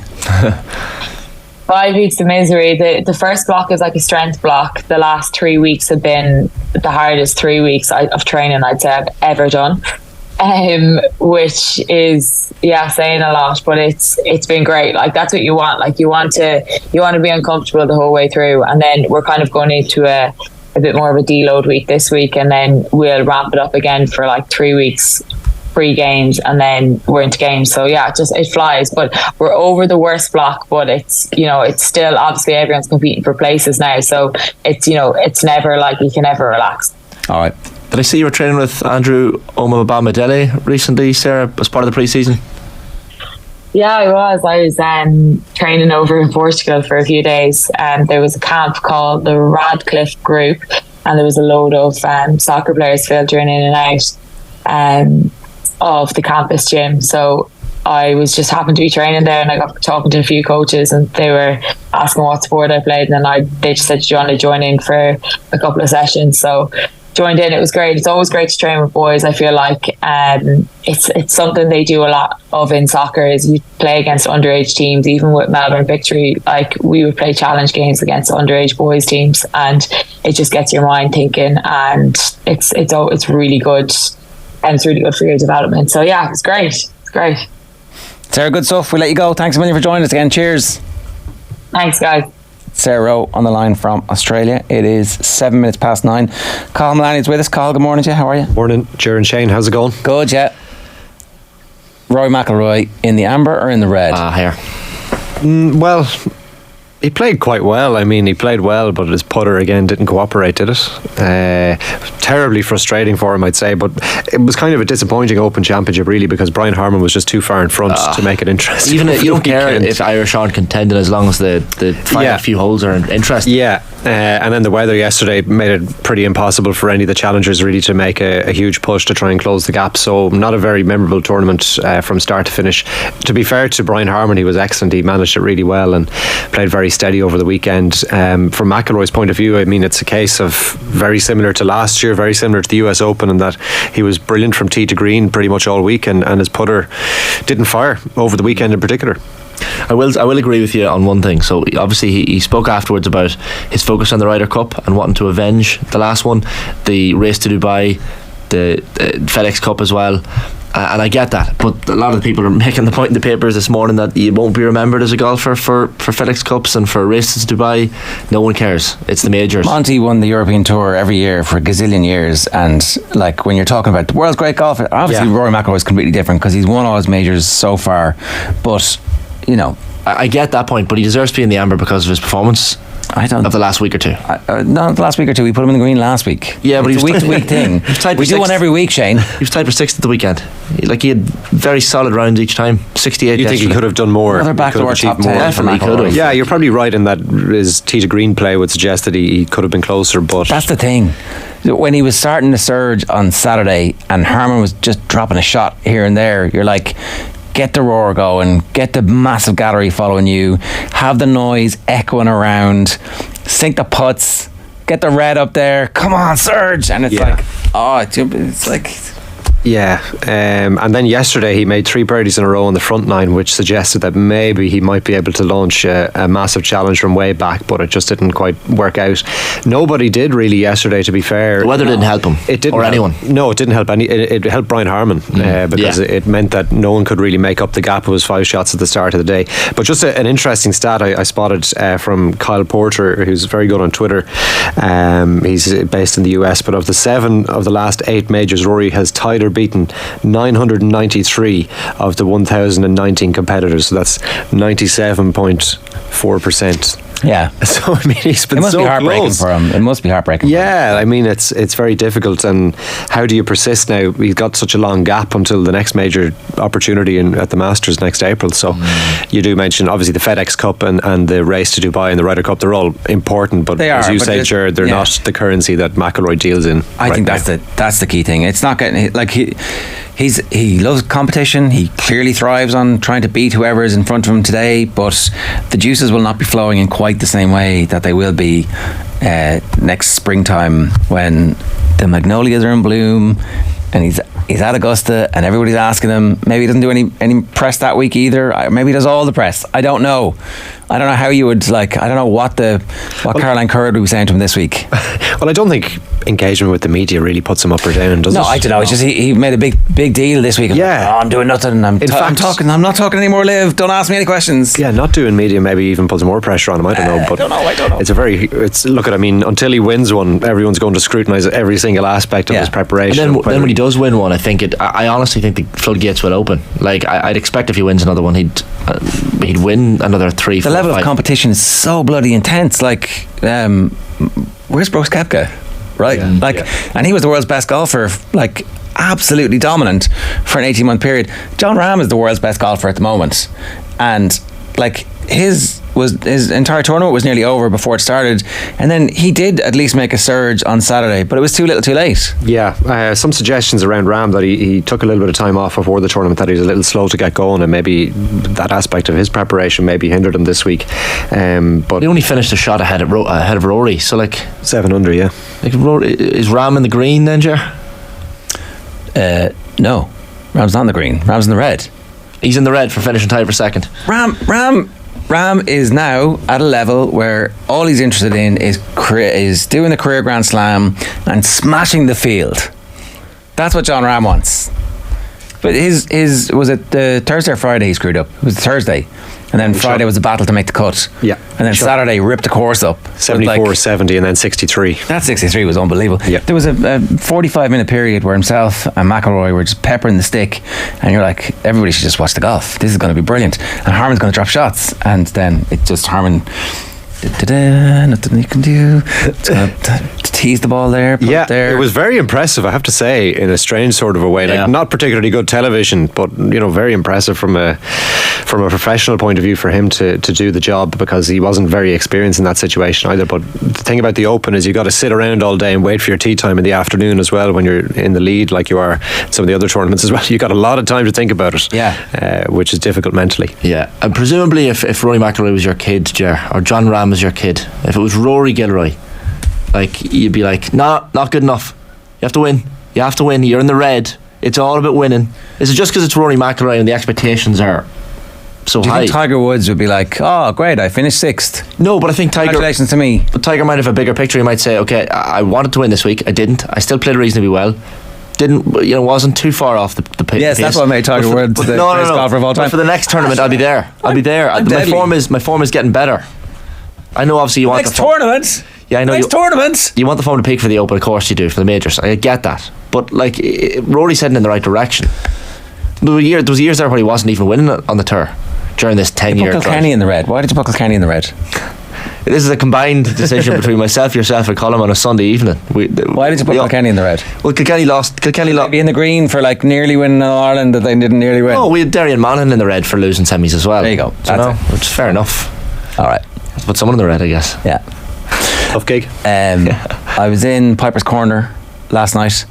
It was like the Vanity Fair Oscars party. Everywhere you looked, there was like a gazillion All-Ireland medals. Seamus Power was in after the golf the weekend. Lots of Antrim hurling legends were there. I caught up with Eoghain Fitzgerald, totally starstruck. He's from the 89 team. Childhood hero. Scored 2-3 in the semi-final as they beat Offaly.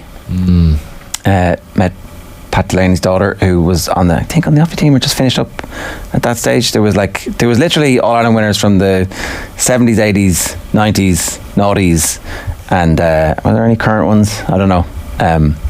But a good night was had. But it was just interesting to see all the racing crowd were in as well. Paul Nolan, Gordon Elliott. Jesus.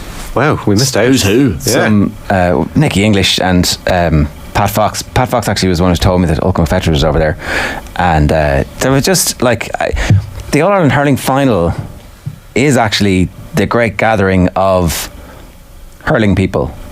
And I know some people complain about this, that the only people who should get tickets on the day are the people from the counties involved, but actually this is for the hurling community to come together.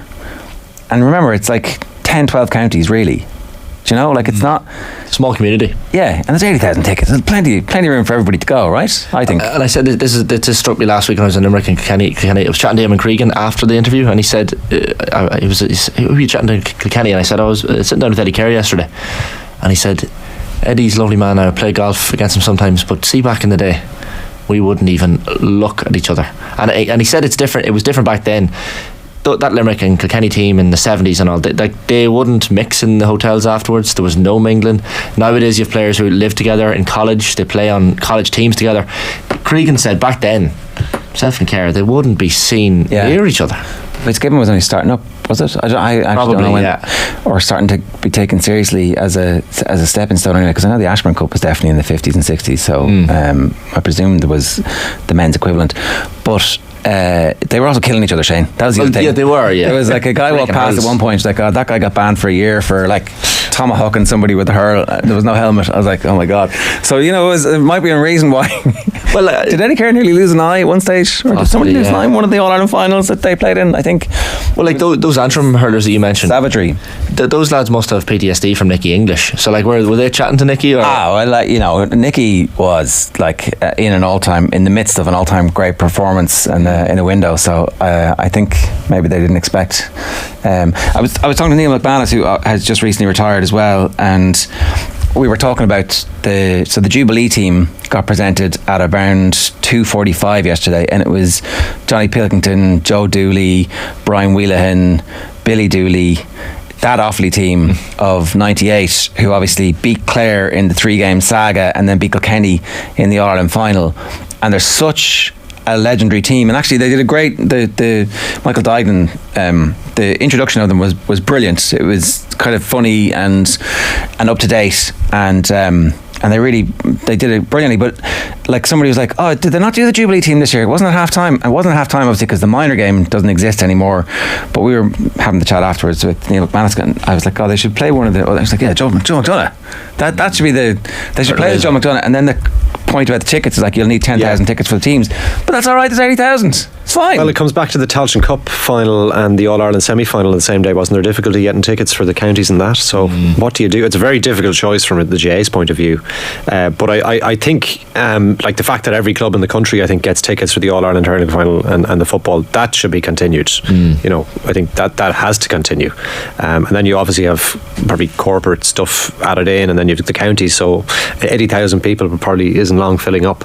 But I think the All-Ireland hurling final day, the football final day are kind of national celebrations rather than they should be confined to two competing counties. And we should have bank holidays after both of them. You think? 100%. And a flyover. We're low on bank holidays, aren't we? Where's the Irish Air Corps? Why aren't they flying over the stadium Super Bowl style? I don't need to militarise this, Shane. Maybe. 18 minutes past 9. You're pro NATO now, are you? Not necessarily. I just like airplanes and helicopters. Nothing to do with NATO. It is. 18 minutes past 9. Here's some highlights from the OTB Podcast Network for you today. The latest Koi Gig pod. Tommy Walsh's post-match reaction. We had 22 pods in the build-up to the All-Ireland Hurling final, Will O'Callaghan put out on Twitter. That's insane. I hope you enjoyed them all, and we're going to be doing something similar for the football this week. There's a football pod special coming from, is it Wednesday or Thursday night? It's in Croker anyway, and it's sold out. So you're going to have to wait for the pods to drop in the aftermath. The Sunday pay-per-view, Stephen Doyle was standing in for Joe, joined by Kieran Shannon of the Irish Examiner and the Irish Sun's Jason Byrne. During the ads, a clip from the latest episode of Koi Gig. The Koi Gig pod on OTB is in association with Cadbury, official snack partner to the Republic of Ireland women's national team. Kathleen, Karen and Emmett here talking about Vera Pauw's own reaction to Ireland's loss to Australia. Back after these. You're listening to OTB AM. The Koi Gig Pod on OTB Sports. Tune in and support us, please. We need every little bit of support. We might be outnumbered here in Australia, but we can definitely feel the love from back home. We've wanted to be here, and we've wanted to be here for so long, so at the same time we want to show what we're capable of and play to our strengths too, and see how it goes. Subscribe to the feed in the OTB Sports app now. Yeah. One thing I picked up on that I didn't love was Vera's comment in her post-match where she said at half-time that this game was going to be decided on a mistake. I don't want to hear that at half-time when it's 0-0 and you're doing brilliantly. I don't want to be like, add more fear of making a mistake, because I think we do play like that sometimes. We're reluctant, into hard challenges. We don't give away a huge amount of frees, but we also don't take risks very much. And like, if I'm playing the biggest game of my life and someone's like, don't make a mistake, it could cost us the match, I'm going I hate when my manager Vic would say, like in the big games, it's only the big games, would say, goalie, no mistakes today. And I'd be like, walking out into the pitch, it's not the last thing I want to hear going out into the pitch. So that it does have a mental effect on you. And to be quite honest, before the game, I thought the same though. I was like, it's going to be an individual mistake. I don't want to say it. I didn't say it out loud because don't say it out loud. You can I don't want it to happen. But I did think it, Canada is going to be pretty similar. And now, it's going to be definitely on their minds. And that's even worse, about I felt so sorry for Shiva when she came off and she was walking the full way around the perimeter of the pitch and the camera was on her. I was like, just leave her alone. Like, she knows. She she needs some time now. She needs an arm on her shoulder. So silly. I mean, she's not a natural defender. She was watching the ball. It's really difficult. And it's so strange for me. I feel like Australia were looking for that because Rasso always plays wide. Like, I was like, what's she doing coming into the box? She's not technically good enough to play in and around that area. But yeah, it was clever. And it's just, such a shame to lose. Like, everyone's devastated. Everyone's texting me about the penalty, absolutely devastated. And there's a lot more than just they gave away a penalty. No, it's because she was covering Katie. We were pushing up. She's not a defender. They were looking for it as well. OTB AM. The Sports Breakfast Show from Off the Ball. Right, the weather should have been in the red, says Fountainstown Forlan. Diego, how are you? It denied us a phenomenal finish to the Ashes. Yeah, it did look like it was going to be fairly interesting. There's 4 Ashes tests, right? Usually, isn't it? Why did it was the third one at the weekend, wasn't it? Oh, was it? No. Let me just check. So it was already 2-1, wasn't it? Oh, it was, sorry, yeah. There's my maths. Why don't they have like a 5th one? Is there? Yeah. What's the point in having a 4? It could finish 2-all. Share it, because they like to... I know they like to share it. Gentlemanly. Learn. All the gentlemanly nonsense, that all fell away this time, didn't it? Well, Jesus, yeah. We love to see. Yeah, exactly. Except from the clowns and the... Was that Lords? Rory Donoghue says, Limerick 5 in a row is a foregone conclusion. I think that's a dig at me. Why? Well, because I was given out by Dermot Connolly calling the Dublin Monaghan game a foregone conclusion. He's commented every single day since saying that something is a foregone conclusion. So good morning to you. Yeah. Tom Morrissey, Player of the Year. They wouldn't have got out of Munster only for him, says Owen Hurley. He's definitely in with a shout, I'd say. Easy on Rory. Enjoy the 4 in a row. 2024 is another year. In fairness, we don't want to get too far ahead of ourselves and do definitely need to enjoy it. Limerick were awesome. However, Kilkenny's performance has to be called a collapse. This was the Limerick side missing the best cornerback in Ireland and Declan Hannon, and Kilkenny still lost by 9. It didn't feel like a 9-point game.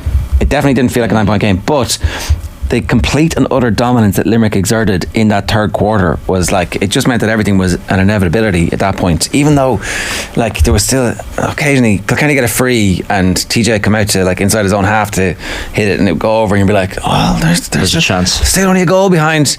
But it's like, yeah, there's no sense of them being able to create that goal opportunity. No. And they were definitely targeting the goal, you'd imagine as well. There are 5 Ashes tests apparently, according to the YouTube commenters. All right. So there you go. Have the 5th one at the Oval next week. Okay, so sorry, it said England can't win it now. Yeah. So Australia will retain the Ashes. Is it like the Ryder Cup? If you draw it, you retain it? It says here when to draw, the holders keep it. Yeah. Nice. Yeah. All right. Okay. So there you go. There you go. Let's go down to Limerick and soak up a bit of the atmosphere. Eoghain Fitzgerald from Spin Southwest. Eoghain, how are you? Good morning, guys, from the 4 times in a row champions. It's a busy one here in Limerick this morning. A lot of tired and sore heads, but look, everyone's in great form, and what a comeback for Limerick in the second half to score like 20 points is just amazing. To only score 9 in the first and then to put away 20 points and no goals in the final as well. But look, it was just everyone here at the Fitzgerald Woodlands House Hotel is just in great form, and look, it's great to be champions again. Yeah, there was a bit of talk about the fact that they were going home. I think maybe they've started a new tradition where you want to be with your own people. Yeah, and look, they're all still in bed, to be honest. I've been here all morning trying to grab people for interviews, but they're all in bed. I probably would as well if I was on my home turf after such a win yesterday. The homecoming isn't until 6 o'clock in Perry Square in Limerick today, so I think they're just taking a rest. They were probably up till 6-7 o'clock this morning, and I suppose you come out of the match and you're on the train and they're in here to the hotel and they're on the Sunday game, and so like it's such a busy and long day. Are we going to give out to them for having a rest? No. Would we love to have them down here? Yes. Keane Lynch was one of the first ones up this morning. Unfortunately, he couldn't join us. Nicky Quaid was the first person up. I think Nicky has a tradition of always being the first, and I nabbed him for Newstock breakfast earlier this morning, but tired heads. But look, they're in great form, and I think the players will probably start getting up out of bed unless they're getting breakfast sent to them in the bedroom. But hopefully they'll maybe get up in the next half an hour and so, and hopefully we'll be able to get them on Zoom here for you. Or do the hangovers get worse or better from the 1st to the 4th? Like, do you just get used to it? Do you celebrate less, or do you just? I guess this one's history. You celebrate more, don't you? Possibly 4 in a row. I guess is the. As you get older, Shane, the hangovers get worse. I can't confirm. True. Yeah. Do you know what I found interesting though yesterday when just watching the big screen at Croke Park yesterday was John Kiley's celebration, and I know, look, it's to achieve 4 in a row is amazing, but just to see that relief and that pressure maybe that he was feeling, and he was up in the crowd with JP McManus with Liam McCarthy. Never really seen him celebrate like that before, so that kind of show you how much this one meant, because look, if we go back on a few months ago, people were talking about Limerick being out of the championship, and that Limerick were having a bad year and that they wouldn't be looking for 4 in a row. So it's amazing how quick things turn around, and I think you could see a lot of pressure there, and even in the first half yesterday, and trying to, I suppose we only went in maybe 2 or 3 points behind at the first half, but you could kind of feel it in the crowd, and just looking at the reaction of the players and John Kiley's face at half time, people were worried, but I think once that tension and relief kind of at the full time whistle blew, you could just see what it really meant to him. And it was just interesting to kind of see that side of John Kiley that we hadn't seen before. Yeah, he was very much taking a moment to soak it all in and to bring his kids up with him, and for just to have the presence of mind to be present in the moment, which I'd say a lot of times you're like, oh Jesus, and then looking for the various people in the crowd who he wanted to thank. Obviously JP was chief amongst them, and that got a massive cheer from everybody as well, and a huge number of people stuck around to see that in the aftermath too. Have you noticed a significant change over the years, Owen, in terms of one of the All-Irelands obviously won in COVID, nobody's there for that. The Cork one, it's still only a half full stadium because of COVID as well. Last year obviously the full flowering, and then this year it's like, actually, you know what, we're going to be able to go home tonight.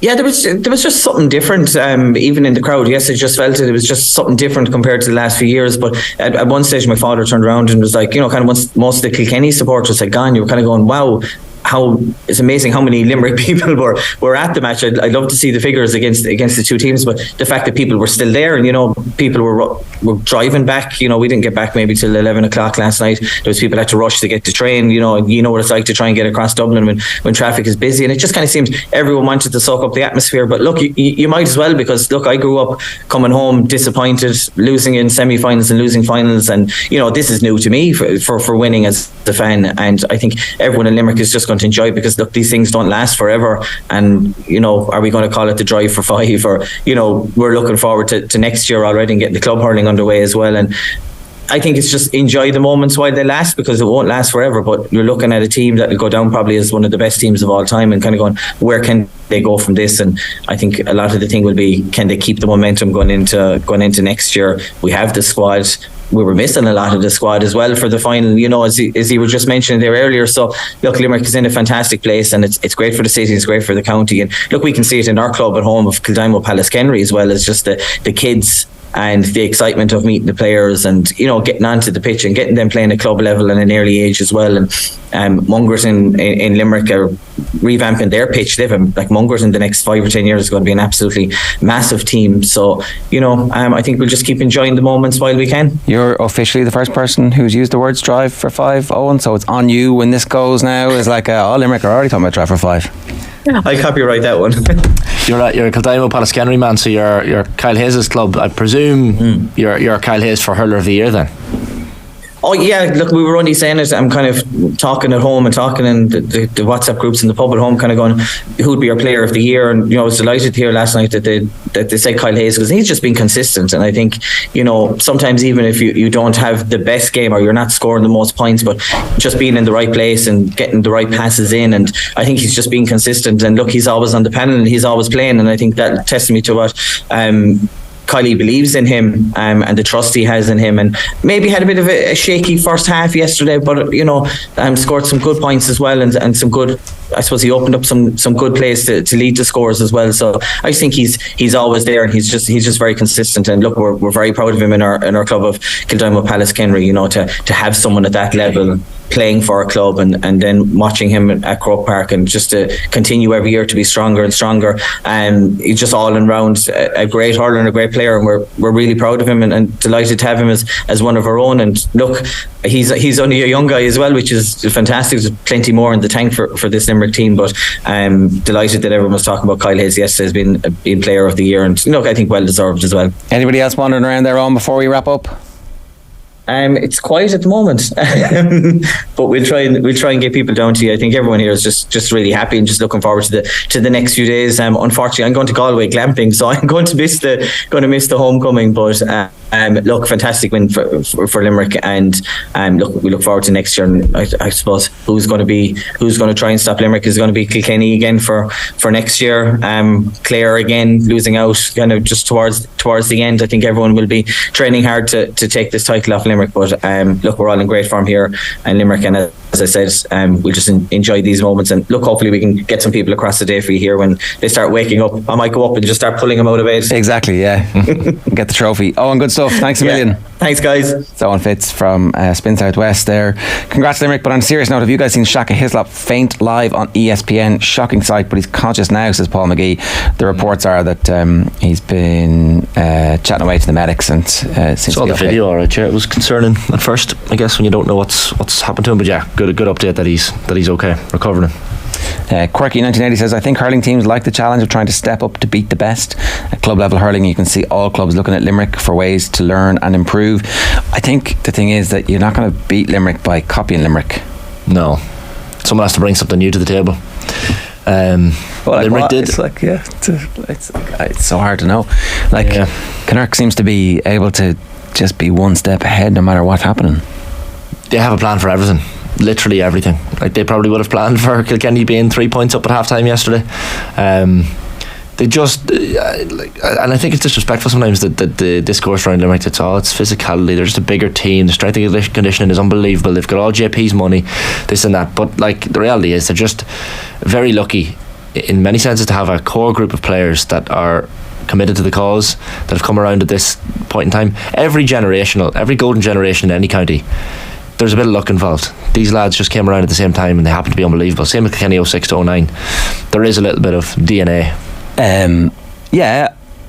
You read Arthur's book though, you realise it's not luck. It's like of course there are great people like involved as well. It's a long-term commitment to investing in youth structures in the academy, and the academy begins to bear fruit, and then everybody in the academy plays a similar style, and they're not trying to win underage championships, they're trying to create senior hurlers and people who will have a lifelong love of the game and a lifelong love of skills acquisition, and that manifests itself into a group who at half-time are telling the coaches these are the problems, and the coaches are like, yeah, we agree with you, you know. It's like this kind of symbiotic thing, which it looked like the Dubs had, but I don't know how sustainable the Dubs production line is proving at the moment.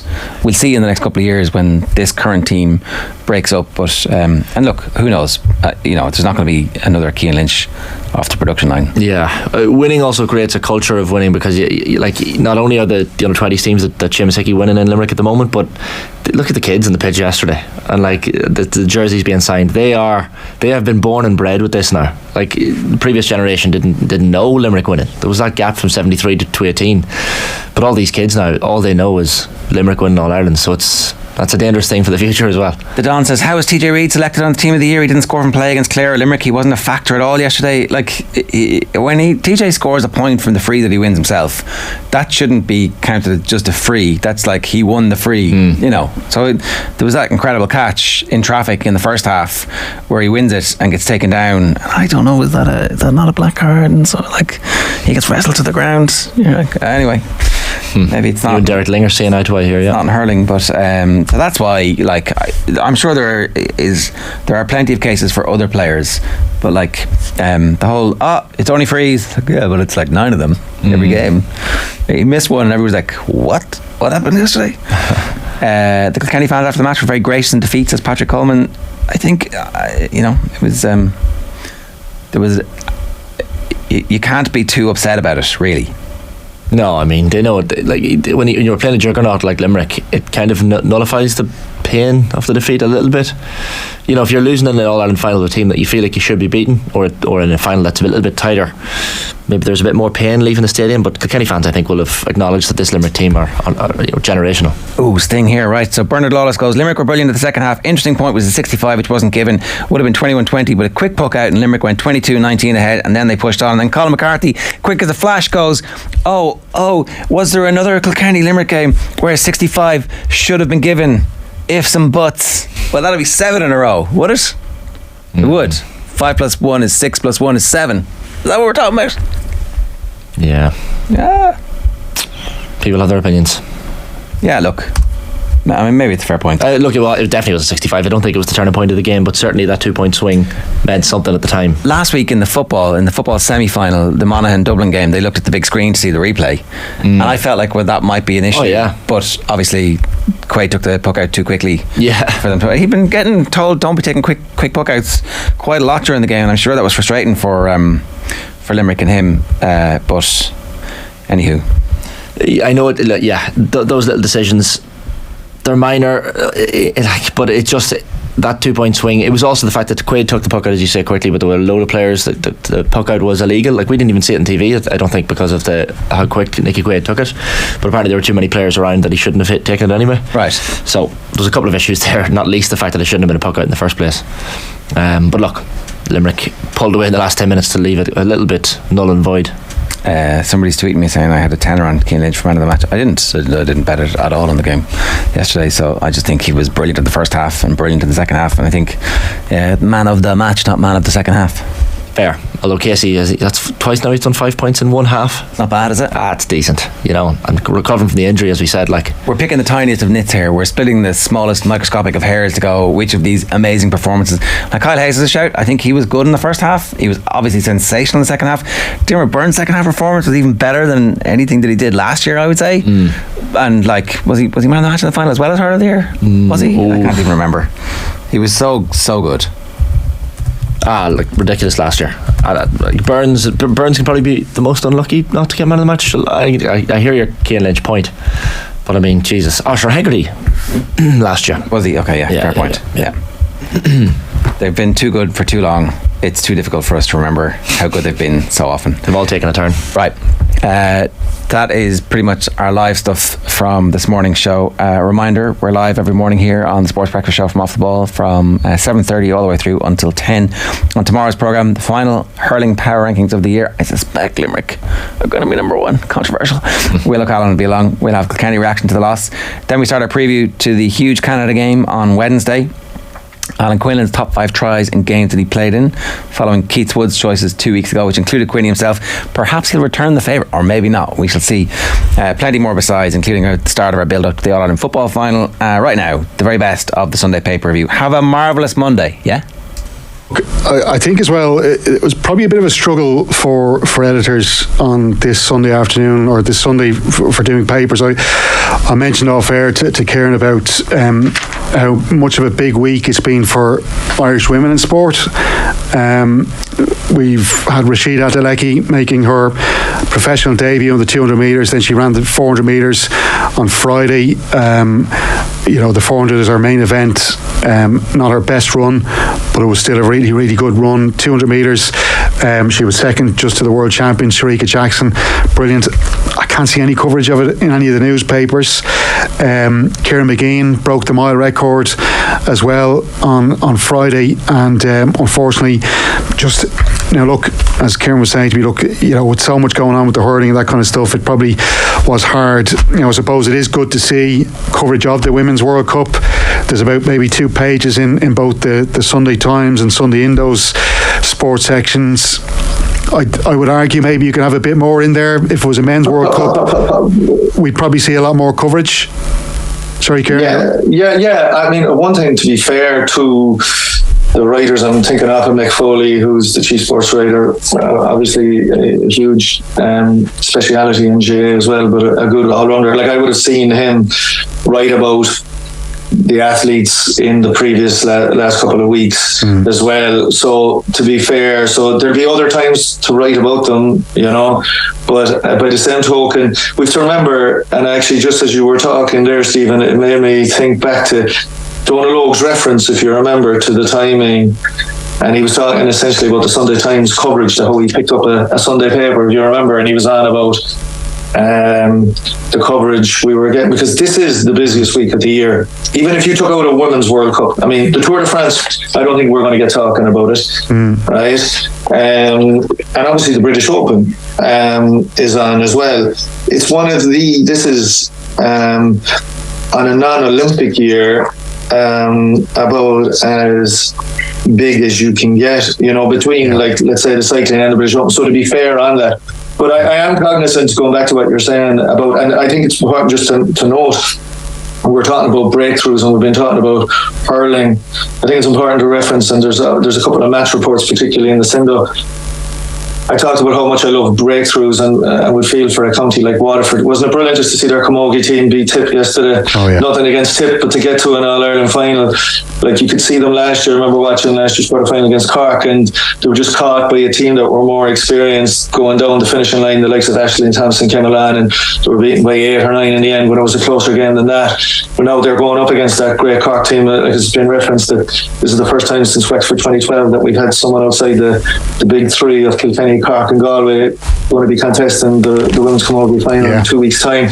So I think that's important to note. And I'm particularly cognizant of that we've been speaking for nearly an hour now about the Sunday papers, and I do think there's quite a bit on the Women's World Cup. Like, this is a huge moment in Irish sport, particularly obviously Irish women's sport, and there's some very good stuff in the papers on it. But there's been quite a bit of talk about how much coverage is it getting and what's the mood, and how it's hardly Euro 2012 even. But I would just say, if the girls were to win the next game, if the team were to win the next game, it goes to another level. Like, I was trying to reference, I remember in '88, before the England game, which was our opening game of the Euro 88 men's tournament, and it was England, and I remember the build-up, and I was totally into it.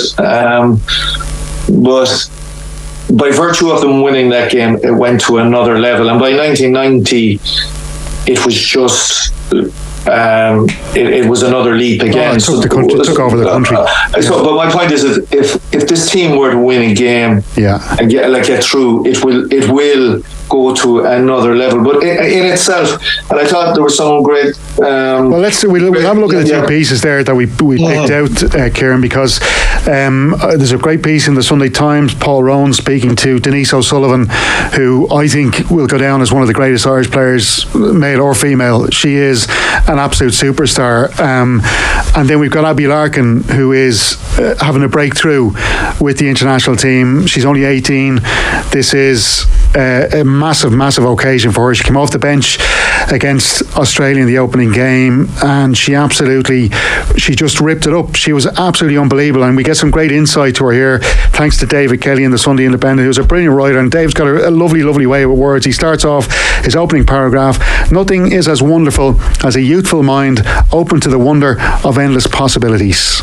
I thought it was a great intro. And just moving on, he talks about comparing her to the superstar that was Damien Duff, now of course managing Shelbourne, and when he broke through the Irish underage system with Brian Kerr as his manager. He says here, Brian Kerr always knew that there was little need in filling his mind with anything when there was enough in the boots and the heart to sustain him from the first whistle to the last. And so from when he had him as a teenager, Kerr excluded him from his final brief reminders to the defenders and the midfielders about their roles and responsibilities. Quote, and Duffer, yeah Brian, just enjoy yourself, Rasher. Which I thought was a lovely line, and I don't think Vera Powell will be saying anything like that to Abbie Larkin, but that's only down to the colloquialisms. But here we go, another paragraph. She says herself here, Abbie Larkin, I actually am at the moment, she says, slinking snugly into an armchair at the Irish team's Brisbane base. That is why it's so important to be here, enjoying the moment, because it's my first World Cup and I'm definitely taking everything in. She's from Ringsend, a brilliant area in Dublin City, in the inner city, and we get a bit of insight here. She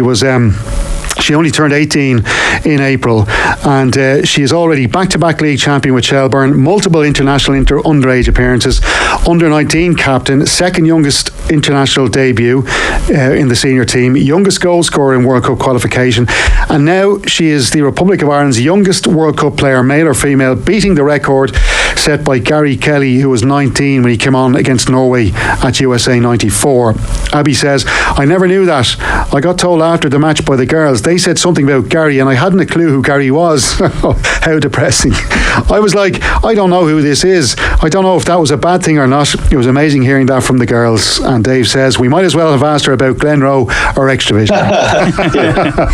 But some other pieces here from Abbie. She says, I didn't even know there was that many people in Ringsend. When I left, there was only one flag on my balcony. It's crazy. It's so overwhelming in a good way.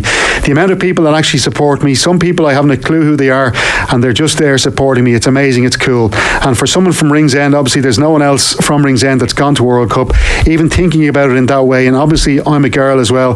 It makes it so special for me. We then get a bit of insight into what it was like for her coming on Thursday morning. I was actually really nervous coming out alongside Lucy Quinn, who was her other fellow substitute at the time. You just heard the fans screaming, and I'm thinking, oh my God, the biggest I've played in is at Tallaght Stadium, never mind 75,000 people. That's 10 times the crowd you would have seen at Tallaght. It was mad. When I came on, the pitch was like white noise, really. You could hear all the players, and I was kind of in the moment then. I think it took me about 5 minutes to get the nerves out, and it was more excitement, really. Yeah, just kind of playing football. I could hear Katie, that's McCabe, screaming. I was going down and I just heard, let it go, Abbie. And I looked and she was there, and I said, I have to play to her because she was in such a good position, and I thought this could be it. And obviously Katie McCabe didn't score, but 18 years of age, and even though she's achieved what she's achieved, when she says there, Karen, about the white noise that she heard coming onto the pitch, and to play the way she did was just incredible. No, I think it's great that she was put forward, because what a story. Like there's no protecting her or the hype. Like she's embracing it. She talks about the nervousness, but then transferring to excitement. There's some great stuff about her.